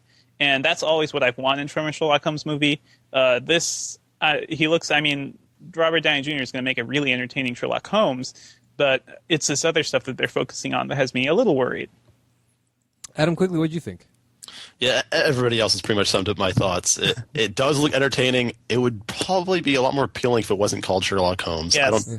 I feel like there was no point to even doing that, because are you really going to be getting that audience by titling it Sherlock Holmes and then making it a crazy, stupid action film?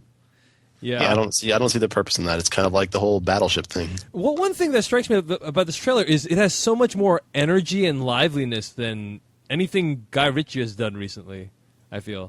That's true. That is Rock true. and Rolla, I guess the trailer for that was pretty frenetic, but the movie was not frenetic at all. And I hope that maybe we'll see a different side of Guy Ritchie with this movie, despite the potential bastardization of the source material. Although it doesn't look like it. Like this looks like Guy Ritchie taking his kinetic directing style and actually making a decent action movie out of it, which we've seen hints of it in Lock, Stock, and Snatch, but he's never really gone all the way. Yeah, and I want to see that. I just wish it wasn't Sherlock Holmes. Yeah. And I really wish there wasn't any of that slow motion punching, because that makes me a little worried about Guy Ritchie. Rippling. Yeah, it's kind of like if you're gonna parody Zack Snyder, that's what you would do. Well, to be fair, he invented the slow motion punching in Snatch before Zack Snyder. But it was not done like that at all. Yeah, that's true. It was a little different. That's true. Yeah. Well, that looks like it was stolen out of that video game Fight Night. Oh yeah, I totally see what you're saying. Yeah. You know what I'm talking about? Yeah, definitely. Yeah. Jeff, what were you going to say? Two things. First of all, I love Mark Strong. He's my new favorite camel. Yep. Yeah. And also, have you guys seen Zero Effect? And did you like it? No. Zero Effect, is that the Bill Pullman? Bill Pullman and Ben Stiller, and it is basically an analog to Sherlock Holmes that is one of those little films that I really like a lot, and a lot of people haven't seen. So none of you guys have seen it? I have. I actually literally watched that maybe 2 months ago on Netflix Watch Instantly. Yeah? Did you like it? I definitely enjoyed it. Yeah. I would say that I can't tell if, once again, it comes down to that movie was made like 10 years ago, so I don't know if a lot of directors or screenwriters have copied it, but it did feel a little overly familiar in terms of the characters. It just felt kind of formulaic, and I'm thinking maybe at the time it was original, but it's definitely an entertaining film, and I can see what you're saying about the whole sort of eccentric detective that's very meticulous and that very kind of a genius. Yeah. So that connection is definitely, but this I don't think feels anything like that. So that's definitely true. We'll see. We'll see what happens with the actual movie. Maybe they're trying to gussy up the trailer, to make it seem, and the movie's actually really long, slow, and ponderous. Who knows? We can only hope. We can only hope that we get that result. Also, Rachel McAdams does look funny. Yeah. Rachel McAdams looks looks spectacular. I just need to say. It's good to see her on screen again. Yeah. Like she had a good run like a couple years ago with Wedding Crashers and Red Eye. Well, she was in a State of Play, but she was wearing a lot more clothes in that movie. So sadly, yes. All right. Next up, David Russo to direct Blue Man Group 3D IMAX movie. Seattle-based short film and commercial filmmaker David Russo is going to direct a Blue Man Group movie, which is apparently not going to be just a stage performance. It's going to be a fictional story, and he describes it as the Blue Man entering the brain of a socially and creatively congested person and observing his neural patterns and his habitual brain functions and memory and altering it in a way that helps him bring his inside life outside. When I hear that, obviously, so that's end quote, and when I hear that, as Dave Chen, I think that's totally what I would imagine a Blue Man Group movie being about. Yeah. You guys, Peter, you've seen Blue Man Group in Boston, I'm guessing, right? Oh, I've seen it a ton of times, Dave. I at the Charles Playhouse in Boston. Yes, and, I used to date a girl that worked there, so I saw it like way more times than I should. Nice. Is that why you dated her? Because she worked there? No, but we actually connected over that. But anyways, I think Blue Man Group is like this entity. I don't understand why Hollywood does not get Blue Man Group. Like it seems like a perfect fit, and it seems like they have.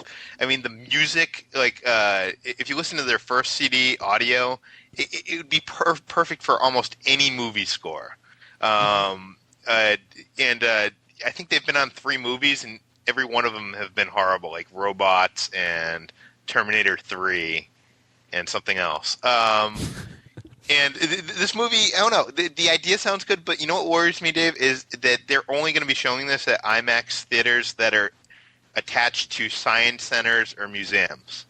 It's not going to be I gotta. First of all, I love Blue Man Group. I have both. I bought their first soundtrack album when it came out from the Charles Playhouse. It's called Audio, and then the second one is The Complex. But and then I also have their DVD, the Complex Audio Tour, which is when they went around performing concerts.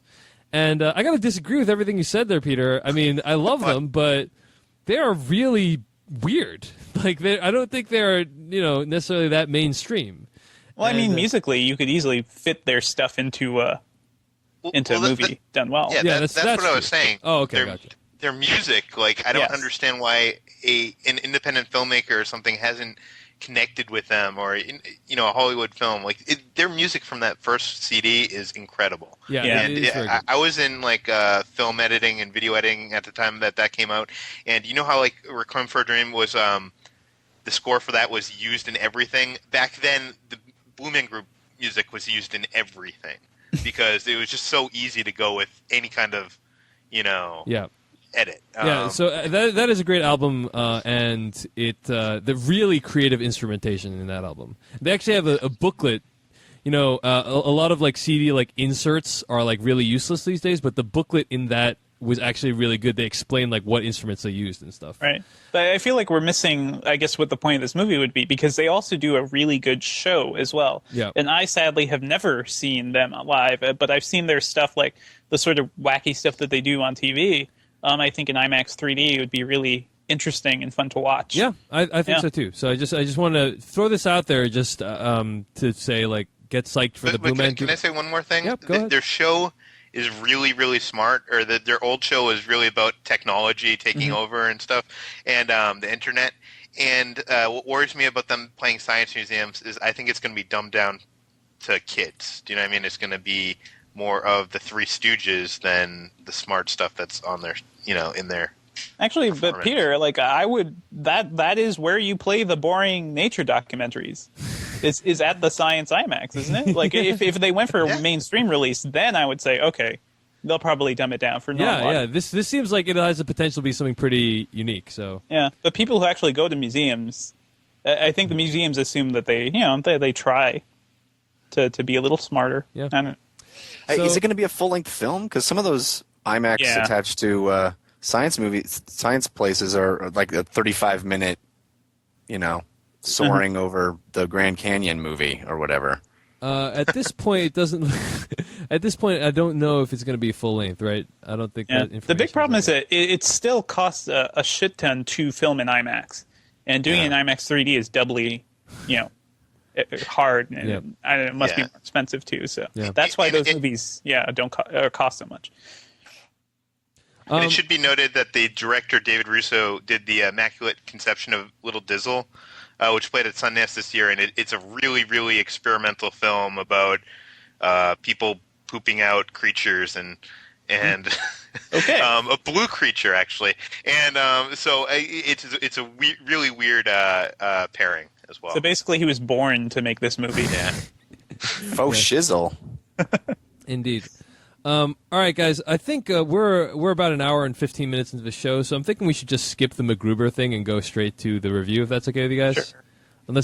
Why don't we save the MacGruber talk for after the show? Sure. That brings us to the end of our film news segment and to our review of Terminator Salvation. We've been fighting a long time. We are outnumbered by machines. Humans have a strength that cannot be measured.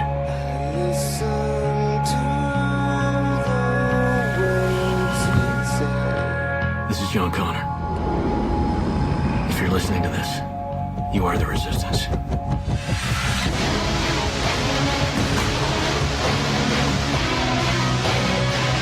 I thought I knew our enemy. Something has changed. Skynet is taking human prisoners, replicating human tissue. Let's see what we've got here. And in this future, I don't know that we can win this war. This thing is something we've never seen before. My name is Marcus Wright. You think you're human? I am human.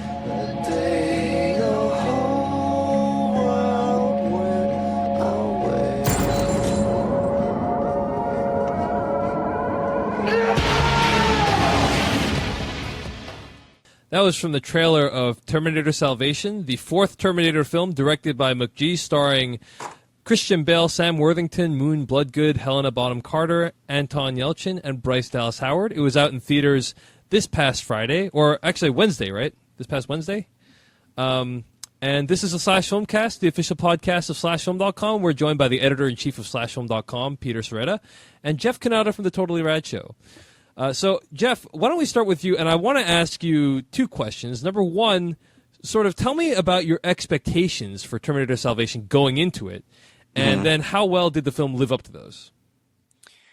Well, I'll be honest. I had pretty high expectations for this one. I felt like all the stuff that I'd read on SlashFilm.com leading up to this this release was that McG really wanted everyone to know that he was a fan of this series. He was ready to make the ultimate Terminator movie. I dug all the casting choices. I thought, man, this thing was going to kick a lot of ass. I stayed away from all the trailers. And in fact, like we talked about earlier on in the podcast, I went to the trouble of actually watching Terminator 3 for the first time and rewatching the first Terminator to gear up for the experience because I just really was excited. Then I watched the movie, and unfortunately, I think it is actually a halfway decent action movie. I think there are several set pieces that are really fun and really well put together and thrilling and last a long time and you know, do what I want out of a summer blockbuster action film. Unfortunately, I think it's a terrible Terminator movie. And I think to explain all the reasons why, I might have to wait until we get into the spoiler section of the podcast. But I will say this. What I really wanted out of this, what we've been promised since the very first Terminator movie, is that at some point there's going to be this John Connor guy who is going to kick a lot of ass. He's going to take on the machines, right? That's what we've been promised. And I wanted to see a movie about John Connor and his band of rebels taking on the machines. And unfortunately, what we get instead is a movie that is almost entirely about this Sam Worthington character, who I feel is problematic for a whole number of reasons as a Terminator character, as a character in a Terminator movie, but also isn't the character that I paid my money to see. I don't particularly care. If I wanted to watch an episode of Battlestar Galactica, I would do that instead. Oh, snap!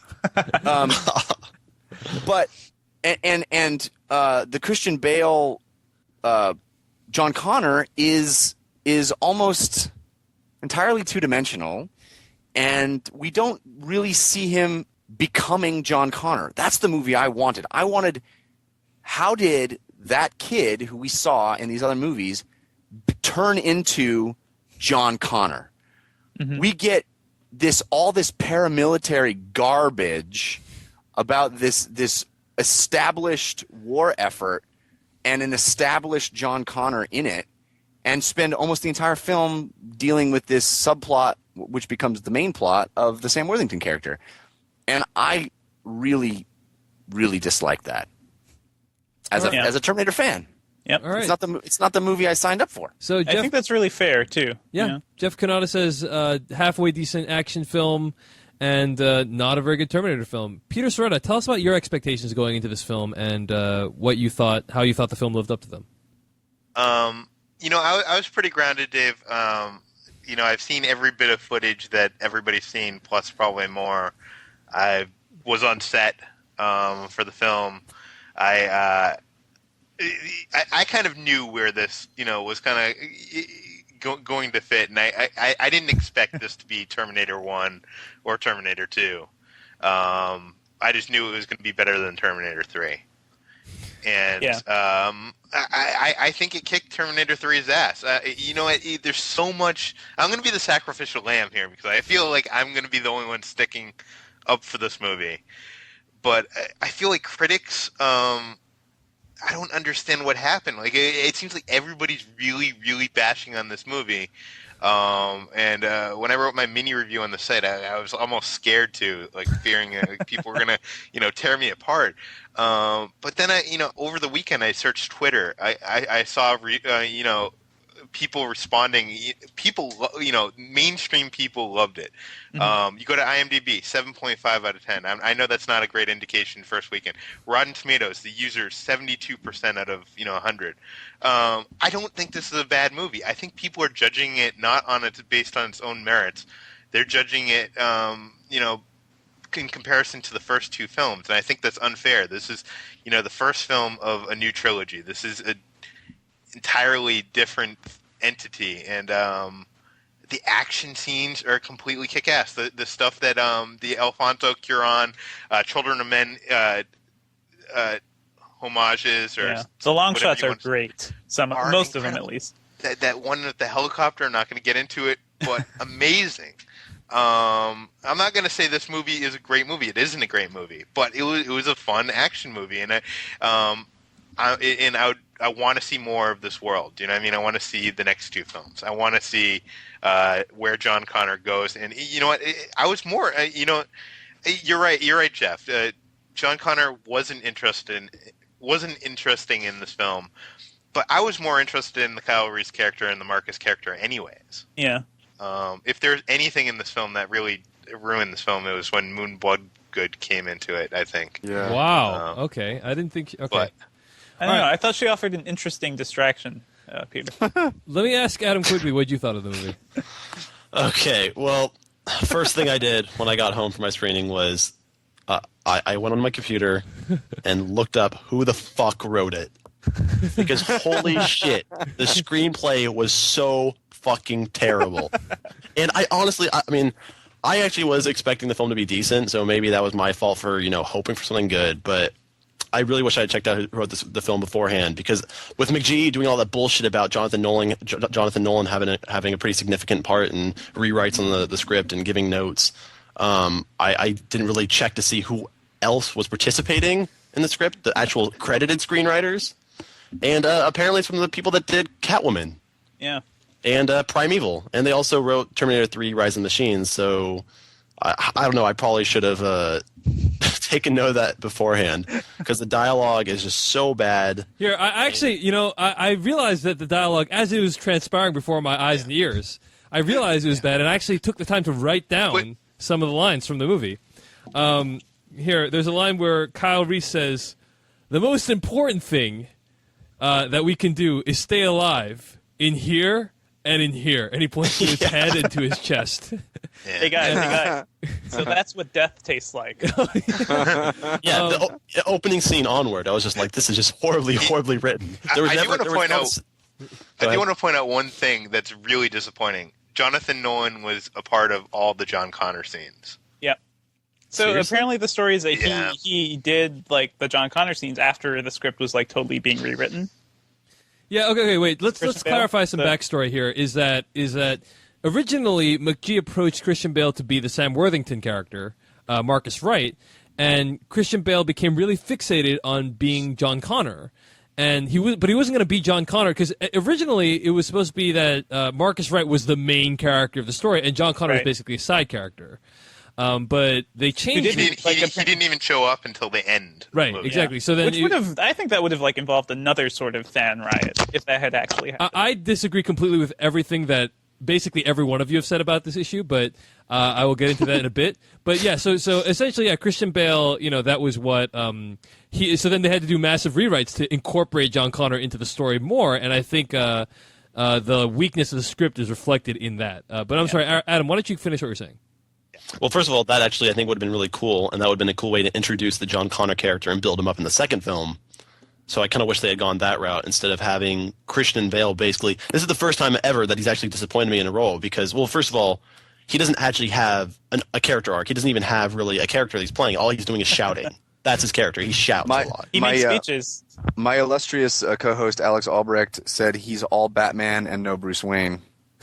Yeah, basically. He's just a gravelly voice, and I was just like, Christian Bale, is this you? What? Why? Because I love this actor. And then for the first time ever, I actually walked out going like, Christian Bale kind of sucked in that. I really feel like the script had a lot to do with that, though. And, you know, I actually want to take back something I said a couple weeks ago. I said that the writing in Star Trek was a weak point in the film, but then I rewatched Star Trek after seeing this, and it's like suddenly the script in Star Trek seems pretty masterful. I agree. Yeah. I agree, actually, with that, yes. And I can't even believe they got away with some of this stuff. It reminded me of, to a worse degree, of what like we saw people were complaining about in Indiana Jones. But at least that film had specific scenes that stood out. There was not a single scene in Terminator Salvation that actually had decent writing. And yes, every supporting character aside from Sam Worthington I thought was decent, and I thought Anton Yelchin did a good job. Mm-hmm. Every other character, every other actor in the film was awful. Moon Bloodgood I thought was terrible. She was eye candy, and it was just ridiculous. The moment she takes her helmet off, and it's like it shows the long hair, I was just like, yep, I wouldn't expect anything else. And Common I thought was really bad. He had no part in that. And then you have the Michael Ironside as the other gravelly, we're going to bomb this place and there's nothing you can do about it. And then John Connor's like, no, he's the rebellious guy that's going to go against him. And then you have Helena Bonham Carter, who I normally like. I was like, what the fuck are you doing? Like, these writers are so bad. And I'm forgetting one other. They have the random little kid thrown in for absolutely no reason. It reminded me of I Am Legend and just other really just terrible blockbusters. I mean, are you talking about Rudy? Are you talking about Rudy from the Cosby Show? Is that who that is? I don't know. It's a little kid with the afro that had no dialogue. Yeah. And you do know that's a girl, right? Is it really? Yeah, I looked this up on IMDb. Dude, they make numerous references in the movie to the fact that she's a girl. Peter, how did you not go look, you guys don't understand. You guys don't understand. When this character was introduced, I was doing everything possible. Like, I was literally almost covering my eyes so I couldn't see that character. I was like, get the hell out of Terminator Salvation. This movie frustrated me in so many ways, but I do actually have to take a step back and agree with Peter in the fact that some of the action was pretty epic. There's a pretty early sequence with John Connor, and there's a pretty lengthy take with the helicopter. I thought that was really well done, and I felt like McGee maybe spent all of his energy making really cool action sequences. Yeah, because they didn't know how to handle any of the dialogue or the characters. It's also what he knows how to do, you know? Yeah, I feel like he hasn't pushed himself as a director in this movie. Right, and I want to say, like, everybody's giving McGee a hard time. And I feel like I'm becoming a McGee apologist, even though like I am a Michael Bay apologist. But it wasn't his fault. If you don't like this movie, it wasn't his fault that this movie sucked. Okay, well the direction outside. Sorry, go ahead. Finish. I was gonna say almost every single thing he did, casting to hiring Danny Elfman, even though the score ended up sucking. To the action sequences, to the look of the film was amazing. Who ruined it? Christian Bale. He had it rewritten. The script sucked. It was all out of his control. I think the script was kind of bad before. Anybody, do not blame McGee. I mean, he surely deserves some blame. Like, this is all within his control. So, well, if you want to cast Christian Bale in your movie, and he's insisting that he wants to be John Connor. Yeah. Devindra, you're going to cast him as John Connor. Oh, totally. But okay, first of all, this whole thing, if you guys want to read like and our listeners should check out, Chud had a really good article on like the whole spiel about what sort of went wrong with the script, and I do think that there's a good balance between like the original script, which had like no John Connor up until the very end, and then this script, which tried to shoehorn him into like everything. I felt like they could have balanced that. They didn't, and I know he didn't write the film. But do you think Christian Bale would have been part of that movie? I honestly, if we didn't have Christian Bale, I don't think Christian Bale was a great John Connor. So, I don't think we would have missed much.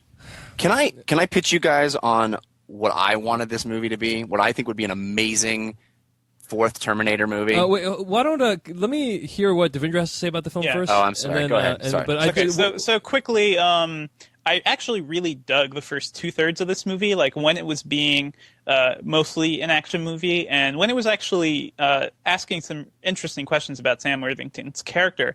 Yes, it's very Battlestar Galactica-esque, and this isn't a spoiler since it's revealed in the trailer. Although I wish it wasn't. I think it would have worked better if it wasn't. Yeah, that's actually why I played. That's why I played that whole trailer, was because, or a good part of that trailer is because the trailer gives away a massive twist in the middle of the film. Yeah. So Sam Worthington's character, who plays Marcus Wright, and every time I say his name, I want to say Marcus Phoenix. Is that? No, yeah, that's also me. That's also or me. is that my problem? I don't know. That's also me. Yeah. But the movie starts with a scene with him, and it follows his journey. Like once he gets into the future. If we did not know that he was a Terminator, I think that whole beginning would have been so much more interesting, especially with his revelation that he is a Terminator. Yes, I do think it was pretty obvious, even if you didn't see the trailer. I didn't see 1 second of any trailer, and I was way. Well, okay. But what if there was no previous death row scene? The opening scene of the film is on death row with Marcus Wright. Yeah. What if that scene wasn't there? Then it's just this guy shows up, and then you find out. The first thing he does is he shows up naked and he gets clothes from a dead guy. Yeah, that sort of did it. You know, fair enough. That did sort of do it. But I did like his take on the Terminator. Like, the idea that they're using Terminators that are now sort of like, I guess this would be spoilery stuff, so I'm not going to mention it. But it's like an evolution of the T-800 or the T-1000. Yeah. Whereas Terminator it's actually 3, the T-700. The T-700. Oh, this one. That's what he is. Okay, he's the T-700, but to me it feels like an evolution of the Arnold Terminator and of the the Robert Patrick Terminator, just because it seems to be, I don't know, it just seems to be more advanced. It's the sort of thing where that's the problem, right? Yeah, that is a problem. But you know what? The more I think about it, there are so many things in this movie that actually I feel like actively add to the Terminator mythos, like this type of Terminator. Whereas it makes me look at Terminator 3. And see how completely fucking useless that movie was. Like, everything about it. Even though I like some of the action sequences, the TX, completely useless. Like, the entire plot of that movie didn't need to happen, and that ending was just thrown in there because the entire movie was just shit. Well, to be fair, the ending sets up this film. But, sure, but you didn't need to set up this film. Like, you know? If the series had ended at Terminator 2, this film would not exist. Like in its current form. They could have easily started. Well, the story, the back. No, they couldn't. No, that's preposterous, Devindra. I totally agree with you, David. Yeah, the whole point of Terminator 2 is that Judgment Day isn't going to happen anymore. No, so Dave, there is an explanation for this. But they, for some reason, didn't go into this in the movie. Maybe it was cut out. But the Serena character is actually the assistant of Dyson, and she was dying of cancer, and she basically wanted to. Well, I can't get into spoilers, but you know what she'd want to do. Wait, I don't. Why did Peter? Nothing you're saying contradicts anything I'm saying. The whole point. She had all the knowledge. You know, all the stuff was destroyed, sure, and Dyson, whatever. But she had all the knowledge, and she rebuilt everything. Oh, so you're saying that Terminator, that this move, that like her character in some ways explains why Terminator 3 happened? Is that what you're saying? Because he's explaining sort of why the Judgment Day ended up happening still. Yeah, but Judgment Day happens at the end of Terminator 3. Yeah. So that explains the events of Terminator 3, right? Yeah. Dave, calm down. Yes. Calm down. Let's just take a couple breaths. But I'm saying that this movie would have worked a lot better if they had just, they had explained that somehow in the beginning. And if this was the third movie, because Terminator 3 was completely useless. And if this movie didn't have as much John Connor in it, but set up the John Connor for the rest of the new trilogy or whatever, or the rest of the series of films, that would have been more interesting. I'm sorry. You finish what you're saying. Sorry. Yeah, so I just personally think that would have been more interesting. Where this film falls apart is in the last third. John Connor goes somewhere to do something that's completely fucking useless. Everything about it is useless. The ending makes no sense. And by the end of the movie, you do not want to see any more of these characters. So that is the biggest problem with this movie. All right, I got to interject here and say that I agree with most of what you said, Devindra, but I just think your argument is ridiculous that they could have started this with Judgment Day. They could have done it somehow. You can't just say that it's impossible. No, the whole Terminator 3, Terminator 3 is a terrible movie, but that movie did serve its purpose of setting up the fact that Judgment Day is going to happen. Dave, you were defending an ending which you hated when it happened. Yeah, I hated that movie, but I'm saying your proposed solution is much worse than Terminator 3. Dave, a good writer can figure it out. No, I disagree. Okay, I guess yes. In a magical world of an awesome writer, they could figure it out. All right, but I have points about this movie I want to make, and I haven't gotten to say anything yet. Go ahead, Dave. There's no point arguing about this one minor point. I just want to say that. I echo the sentiments of you guys. Well, actually, you know what? Let's do this. Jeff Kanata, you wanted to pitch us what you wanted this movie to be, and I have a feeling I'm going to have a pretty lengthy response to that. So why don't you do that? Okay. And then I'll go. All right. I don't mean to hijack your. No, go. This is going to lead into what I'm saying, I bet. So go. Okay. So I disagree that having less John Connor and a movie about some character that I don't give a rat's ass about and ending with John Connor would have been cool. I wanted John Connor. And here's the thing about John Connor. John Connor has a superpower. And that superpower is he is the only guy that knows the future. He's the only guy that knows that in order for him to exist, he has to send Kyle Reese back in time. That's the only reason he exists.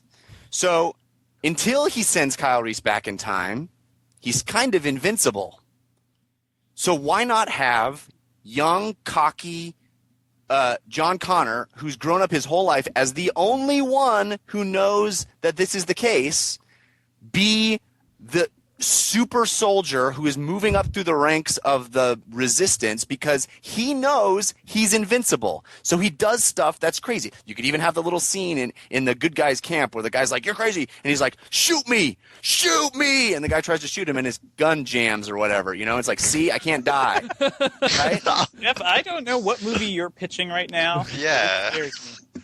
You don't like it? Also, I would say No, I do not like it. Okay, hold on. It's badass. Are you kidding? It's badass. Yeah.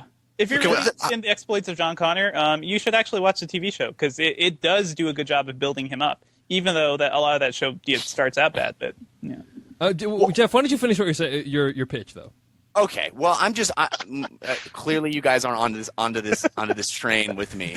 But the reason, the idea that we start this movie with John Connor already a leader is stupid. Is stupid because we don't know how he became the leader. And the fact that Michael Ironside at one point goes, "Oh, you're the prophesied guy who's going to lead us." Why is there a prophecy? John Connor's the only one that knows that. No one else knows that. Well, they've probably after Armageddon and everything, like he's probably told a few people. Like, he's probably okay. Oh, I will tell you guys. I am the prophesied leader of the world. So follow me. Holy shit, you are. Yeah, exactly. Except you haven't, like, he's had news evidence, like, of him being involved in this attack, with the events of Terminator 2 and everything. And if he was forced to, he could find evidence of his mom being in an insane asylum because of this thing. No, but the whole point of the okay. All right. Jeff, So finish what you're saying. I have a response to it. You guys think it sucks, but anyway, the idea is all of these movies so far have been a kid and or a mom who's basically a kid at the time, right? Some person who is not skilled being protected by someone who knows more than them about the situation, right? Yeah. So if you want to have Kyle Reese as a young guy, make the movie about John Connor protecting Kyle Reese because he's the only one that knows that Kyle Reese needs to be protected. The idea that the machines know they should kill Kyle Reese is retarded.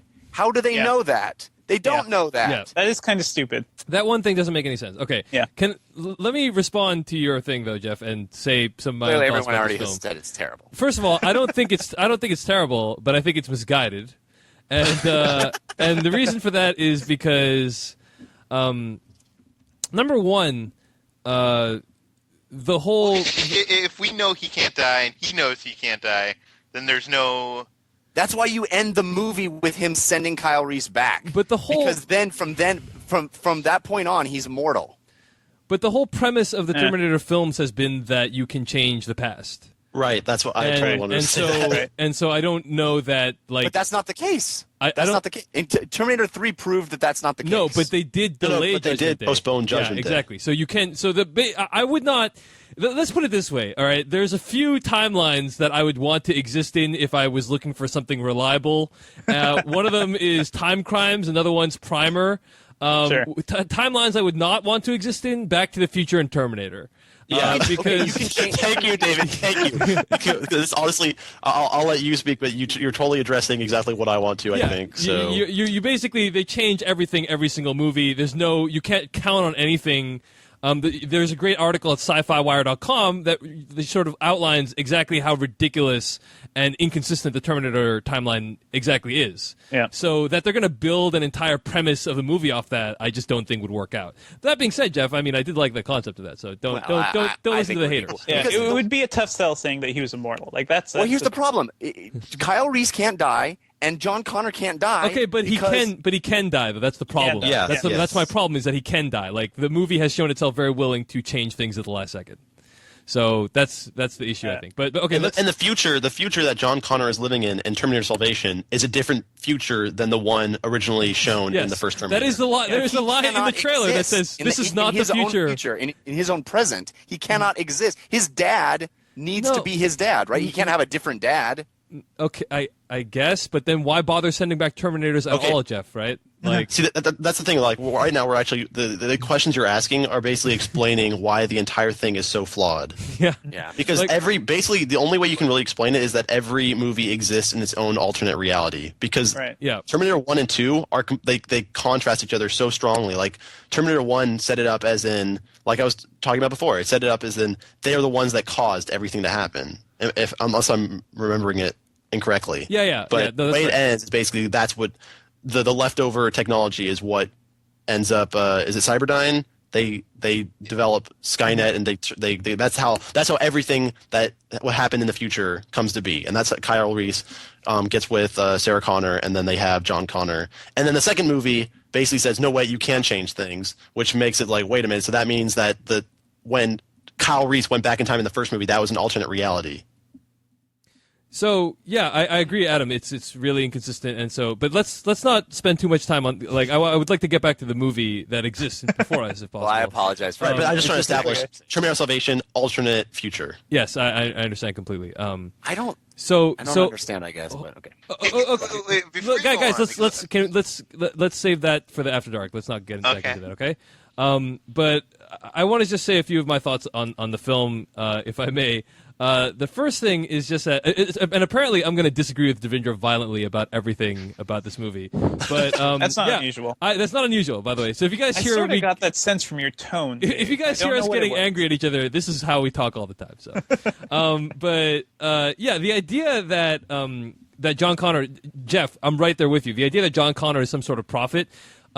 Is just not conveyed well on screen at all. Like, what status does John Connor have? Why does he have that status? He's telling everyone, oh, yeah, guys, I'm the guy that's going to lead the resistance. And why do we believe you exactly? Like, and the premise of Terminators 1 through 3, Devindra, is that all the evidence of the Terminators was destroyed. So, like, there's no evidence. It's just some guy talking. And that's never explained in the movie, like why this guy is a prophet, why he has the special status, and it's really poorly. It's really poorly portrayed, and that's actually kind of my whole problem with the movie. There's a lot of interesting ideas. There's this interesting idea of what does it mean to be human. Interesting idea of obeying a prophetic voice that's spouting propaganda over a radio instead of going with the military. Interesting ideas that are introduced that are not ever driven to fruition because of a really crappy script. I want to read from a portion of Drew McWeeney's article at hitfix.com in which he discussed the idea of fandom.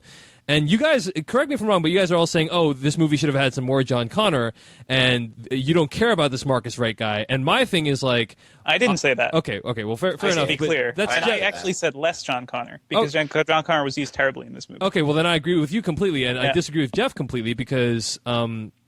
you're like, you want to see a movie about John Connor. In my mind, a movie about Marcus Wright would have at least been somewhat interesting and like a fresh take on the Terminator franchise. Sure. Here, I'm reading from Drew's article here, which is entitled "Looking Back at 1999, Jar Jar Binks is 10 years old." And he says, prequels are a narrative dead end, period. Familiarity breeds contempt. Please, please, please stop giving geeks what they ask for. I want the Clone Wars. No, you don't. You think you do, but you don't. I want the Terminator Future War. Again, no, you really, really don't. It's Pavlovian. You're watching some good science fiction movie you love, and they mention attack ships on fire off the belt of Orion or some such thing. Like, you're older than the Zarkon battlefields, and you end up liking the movie a lot, so you end up watching the movie a lot because that's what geeks do. And by the 43rd time watching it, and half watching it, and watching it with friends while talking, and wallpaper watching it, you hear that line again. You're older than the Zarkon battlefields, and you think in passing, man, I'd like to see the Zarkon battlefields. And then it becomes a thing, an itch you feel like you need to scratch. No, you don't. Storytelling, great fun pulp storytelling, is all about forward motion. Everything is always in motion. The entire idea of backing up to fill in blanks is counterintuitive. So here's where I find myself now on this entire prequel, reboot, remake, update, reinvention thing. I'm fatigued. And then he goes into it a little bit more, but you get the idea. It's like, I don't know if I agree completely with this article, but I get the impulse, which is that, Jeff, you were saying you want to see a movie where John Connor becomes John Connor. And I guess, yeah, that would have been interesting, but then it's also kind of uninteresting for specific reasons as well. And I feel like the Marcus Wright storyline at least had the potential to be something really new and exciting. Okay. And as it happened, neither of those movies got made. Neither an interesting movie about the becoming of John Connor, nor an interesting movie about Marcus Wright struggling with his humanity. Mm-hmm. And that's I think the biggest sort of sadness of this movie is that bad dialogue, not intellectual at all, and we've already established. I can't really say it doesn't live up to the previous Terminator films, because I guess every single film is completely different at this point. But there's a moment in Terminator 2 when Sarah Connor thinks that she has a solution to the problem. She thinks that if she kills Miles Dyson, the guy who's in charge of Cyberdyne, or one of the head researchers, she can prevent Judgment Day from happening. She goes to his house, she freaking fills his computer room with bullets, and storms inside with a pistol and is about to put a bullet into his head. And at that moment, his kid and his wife throw themselves upon him, and they beg for mercy, and she can't bring herself to kill him. And then that's when Arnold and John Connor come in, and they're like, they stop her and they try to comfort her and stuff like that. And there's there's so many interesting ideas in that scene. James Cameron is heavy-handed, but the idea that she's dealing with the weight of the future, with fate, but she's also confronting her own humanity, her inability to kill another human being who's a father and just a person right in front of her. Mm-hmm. At its best, the Terminator franchise deals with these weighty issues, and McGee made me believe that he would actually do that in this movie. They came close to it, but it's like they came close. They started taking steps to it. Yeah, but they came close to it. Are you guys kidding me? I don't think they came close to it. All of you, I think all of you are freaking insane if you thought this was going to compare to T2 or T1. Yeah. I think you are nuts. This is just the most ridiculous thing. I don't know. Well, it's all about expectations. I totally wasn't expecting T2. I was expecting something better than T3, like you, Peter, which is why I don't outright hate this movie. But Dave, specifically to your point, I do think that sort of was the impulse behind Moon Blood Good. We're gonna have to move into spoilers at some point. Yeah, let's move into spoilers right now. So go ahead. One thing really Peter. quick. I just want to take note of Drew McWeeney's comment. I think he's wrong, and the reason why he's wrong is because this is not a prequel. It is a prequel, but it's also a sequel, and that's why this is interesting. Okay. And that's why this could have been, something. I also think that it's stupid to say yes, we got Clone Wars movies that were substandard, and yes, we got Future War movie that was substandard, but it wasn't because the idea to do those movies was a bad idea. It was because the execution of those films was terrible. Yeah. The idea to do those movies is not necessarily bad. If Lucas had actually listened to his fans, he wouldn't have directed the second two movies. Okay, that is a fair point. I think that's a fair point, Jeff. But I also think Drew makes a fair point about looking forward. I agree. Okay. I think that there's interesting things to be found in that article, but I also think that I really wanted to. Maybe you guys will disagree with me, but I really wanted to see the future in Back to the Future, and when I got there, I was really pleased with what happened. It doesn't necessarily mean that every movie that goes where they say you can go, or have already gone, is necessarily inherently going to be bad based on my expectations of it. If those movies had been phenomenal but not what I expected, we would all love them. Just because they weren't what we expected doesn't. I love being surprised. If the surprise is that it's far beyond what I could have imagined, I don't think that's inherent in the premise. Okay, that's fair enough. But let's move into spoiler territory for Terminator Salvation. And Devindra, you were saying about Moon Bloodgood's character Blair Wilson, who that actually done well. That could have been a good storyline. But it's like she meets him for a scene. He kills off a bunch of guys that are after her. And then she cuddles up next to him at the fire, and then all of a sudden she's willing to betray the entire resistance for this machine to set him free. Sure, lame. But they cut stuff out of the movie. I'm disappointed in this because they cut out a whole sex scene. Not to say a sex scene needed to be in the movie, but I think that I'm thinking it had to be in the movie. and that actually that's the rare situation where the sex scene might have actually aided in the storyline. Yeah. But yeah. And every single character in this film, because it feels like because of that script modification that they made, where they make John Connor like a central character, and they parallel the storylines of John Connor and Marcus Wright. Because of that one modification, every single character in this film feels poorly sketched out. That's how I feel about it. But that's not the reason the script is bad. It's also just horribly written. The dialogue is terrible. Yeah. Even without those changes, it's just all around awful. Yeah. You have those winking at the camera references. You have just these, you actually even described a few of the exchanges that were terrible. Yeah. There's just so many cliched, formulaic things, like the Kyle Reese not knowing. He's like, I've never driven before, and then the next scene basically just shows him driving really well. There's tons of little things like that are just so cringeworthy. I don't understand why the number one and number two most wanted are John Connor and Kyle Reese. Not in that order, but because they haven't done anything yet for the machines to be upset about.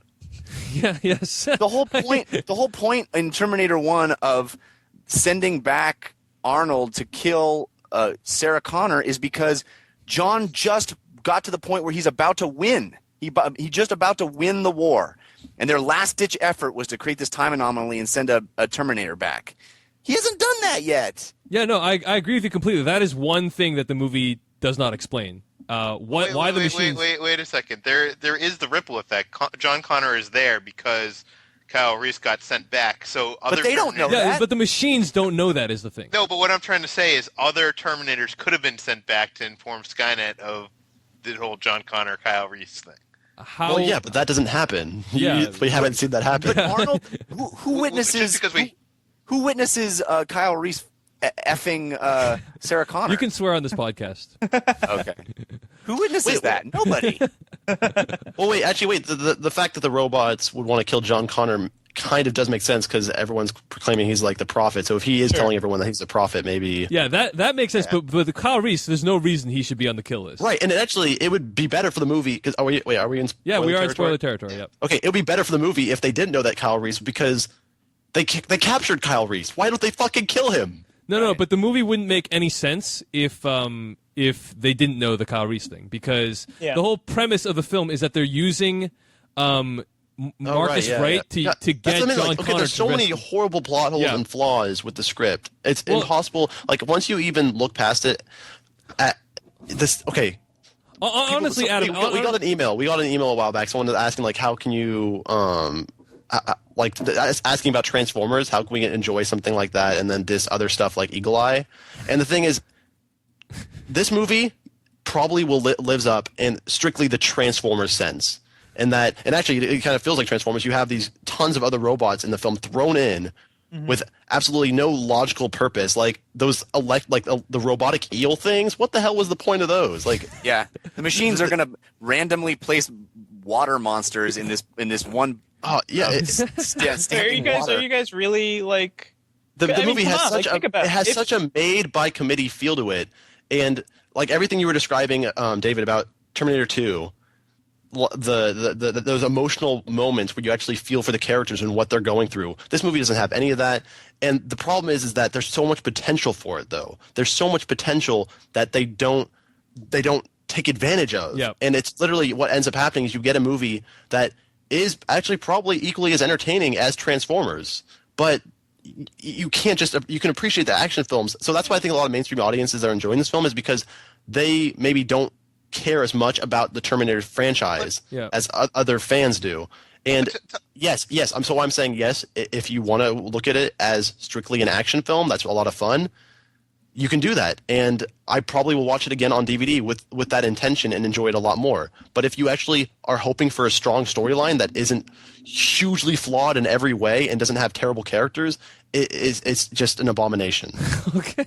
Well, hold on, guys. But the storyline is not like everybody likes to praise the Terminator, and the Terminator is a great movie. I'm not knocking the Terminator, but the whole flaw that John Connor sends someone back to father him in the past, like, it's a complete paradox. It doesn't make any sense whatsoever. Why does that not make any sense? How could he send him back if he was never born?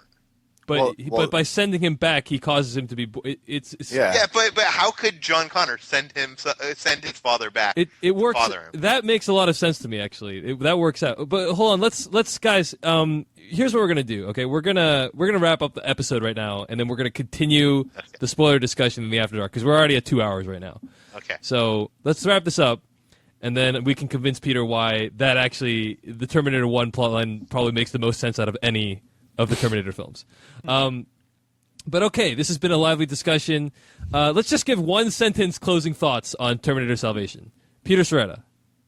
It's 2/3 a good movie, 1/3 sucks. I just want to say one last thing. I had a friend go with me. He had to leave halfway through, and he left convinced that it was a good movie. All right.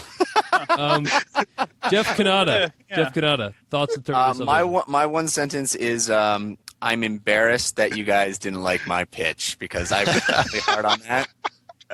And I thought it really had some merit. Jeff, I liked it, but I didn't think. I think you guys got hung up on the scene about shoot me. I don't think that was like verbatim.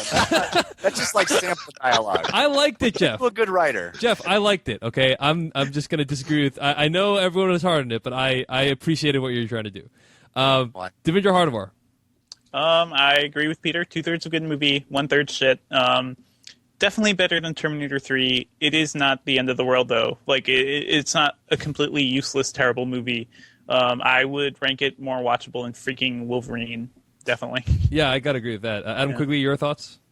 Yeah, I agree with that. It's definitely better than X-Men Origins Wolverine, but that's not saying much. Really good special effects, really strong cinematography, strong action, and horrible everything else. Yeah. Even the music, which we'll talk about. Yep. Bad dialogue, but yeah, some of the special effects were really great. Like the creature effects were very impressive, and the Marcus creature effects were superb, I thought. Yep. But really interesting ideas introduced, never brought to their logical conclusion, and basically a waste of my time, I thought, in general, the movie. I mean, I would rather have not seen this movie because it's because of our attachment to the Terminator franchise.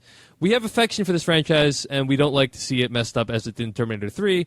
And also, a big part of it is the fact that I have been, full disclosure, I've been writing about this movie for like 11 months, and I've been hearing McGee talk it up, and I decided to trust him and to believe him that this would be something special. And while he does demonstrate he has action chops, the movie does not transcend anything more than a typical action, genre movie or whatever. So those are my thoughts. Let's wrap things up. Jeff Kanata, where can we find your work on the internet this week? TotallyRadShow.com and revision3.com/TRS is where you would find our episode where we talk about Terminator Salvation is coming out late tonight or tomorrow. Or actually, I don't know. Yeah, people in the live chat late tonight or early tomorrow. Yeah, so by the time you're hearing this at home in the podcast form, it will already be out. Yes. Also follow me on Twitter. I am Jeff Kanata. That's JEFFCANNATA on Twitter. We're really grateful for Jeff joining us even after he ran an entire marathon this morning. Devindra Hardawar, where can we find more of your work on the internet? You can find me on slashfilm.com, on Twitter at twitter.com/Devindra, and you can find everything I do at devindra.org. Adam Quigley? You can check out my personal film site at alwayswatching.net. You can check out my weekly DVD column every Tuesday at slashfilm.com. And you can follow me on Twitter at twitter.com/alwayswatching. And Peter Soretta. You can find me on slashfilm.com and on twitter.com/slashfilm. And my name is David Chen. You can find me at twitter.com/Dave Chensky. That's Dave Chen, SKY. And you can find all back episodes of the Slash Filmcast at slashfilmcast.com, where you can find links to subscribe in iTunes and in an RSS reader. I also want to point out that you can use that link, you can use that URL to find links to donate to our podcast. We want to give a big shout out to John from Melbourne, Australia at movienation.com.au and Ferguson Porter from www.stores.ebay.com/GoBuyUsComics. That's GoBiasComics. Go Bias, named after the Arrested Development company of Job and Tobias combined together. Music for our podcast comes courtesy to the PodSafe Network at music.podshow.com. The bands we use are Point22 at point22.com and Brad Sucks at bradsucks.net. Tune in next Monday night at 9 p.m. Eastern Standard Time, 6 p.m. Pacific at slashfilm.com/live as we review a double review next week, Up and Sam Raimi's Drag Me to Hell. So Disney's Up and Sam Raimi's Drag Me to Hell will be doing a double review. It'll be pretty exciting. And I think the guests we're going to get next week are pretty entertaining. So stay tuned and find out who those are. I also want to point out, guys, next week, Seen Unseen will be reviewing Terminator Salvation. So write into Seen Unseen Podcast. That's SCENEUNSEEN podcast at gmail.com with your DVD picks for favorite franchise film and why it is your favorite. And also, congratulations to SeenUnseenPodcast.com for a huge redesign of their site. Previously, they were like a Web 1.0 site, or their site looked like Web 1.0. Now it's really slick. Apparently, a bunch of sites picked this week to relaunch the redesigns. Slashfilm.com and Collider.com also relaunched their site. So check out their new digs, their website, their logo, their new blog, everything at SeenUnseenPodcast.com. Good friends of the show. And, good stuff. So I think that takes care of everything. Stick around for the After Dark. Oh, yeah, one other thing. The contest. Remember, email /filmcast@gmail.com. In the title of the subject of the email, put button contest and email favorite memories from /filmcast. And we'll select 2 of them at random and mail you out copies of the Benjamin Button DVD. And I think that brings us to the end of this episode of the /filmcast. Stick around for the After Dark podcast. We're going to be discussing more thoughts on Terminator Salvation, and we'll be giving away 2 DVDs of Taken. So, in celebration of our 1-year anniversary. So, all right, guys, thanks so much for tuning in to the /filmcast. We're out. It's a little bit hard to understand, but I only want to be a modern man on the wire. We couldn't be nicer. Just thinking about the one that got away. Nobody want to give my heart away. You can make your mind up. We can take your time. I'll be seeing you mistaking me for someone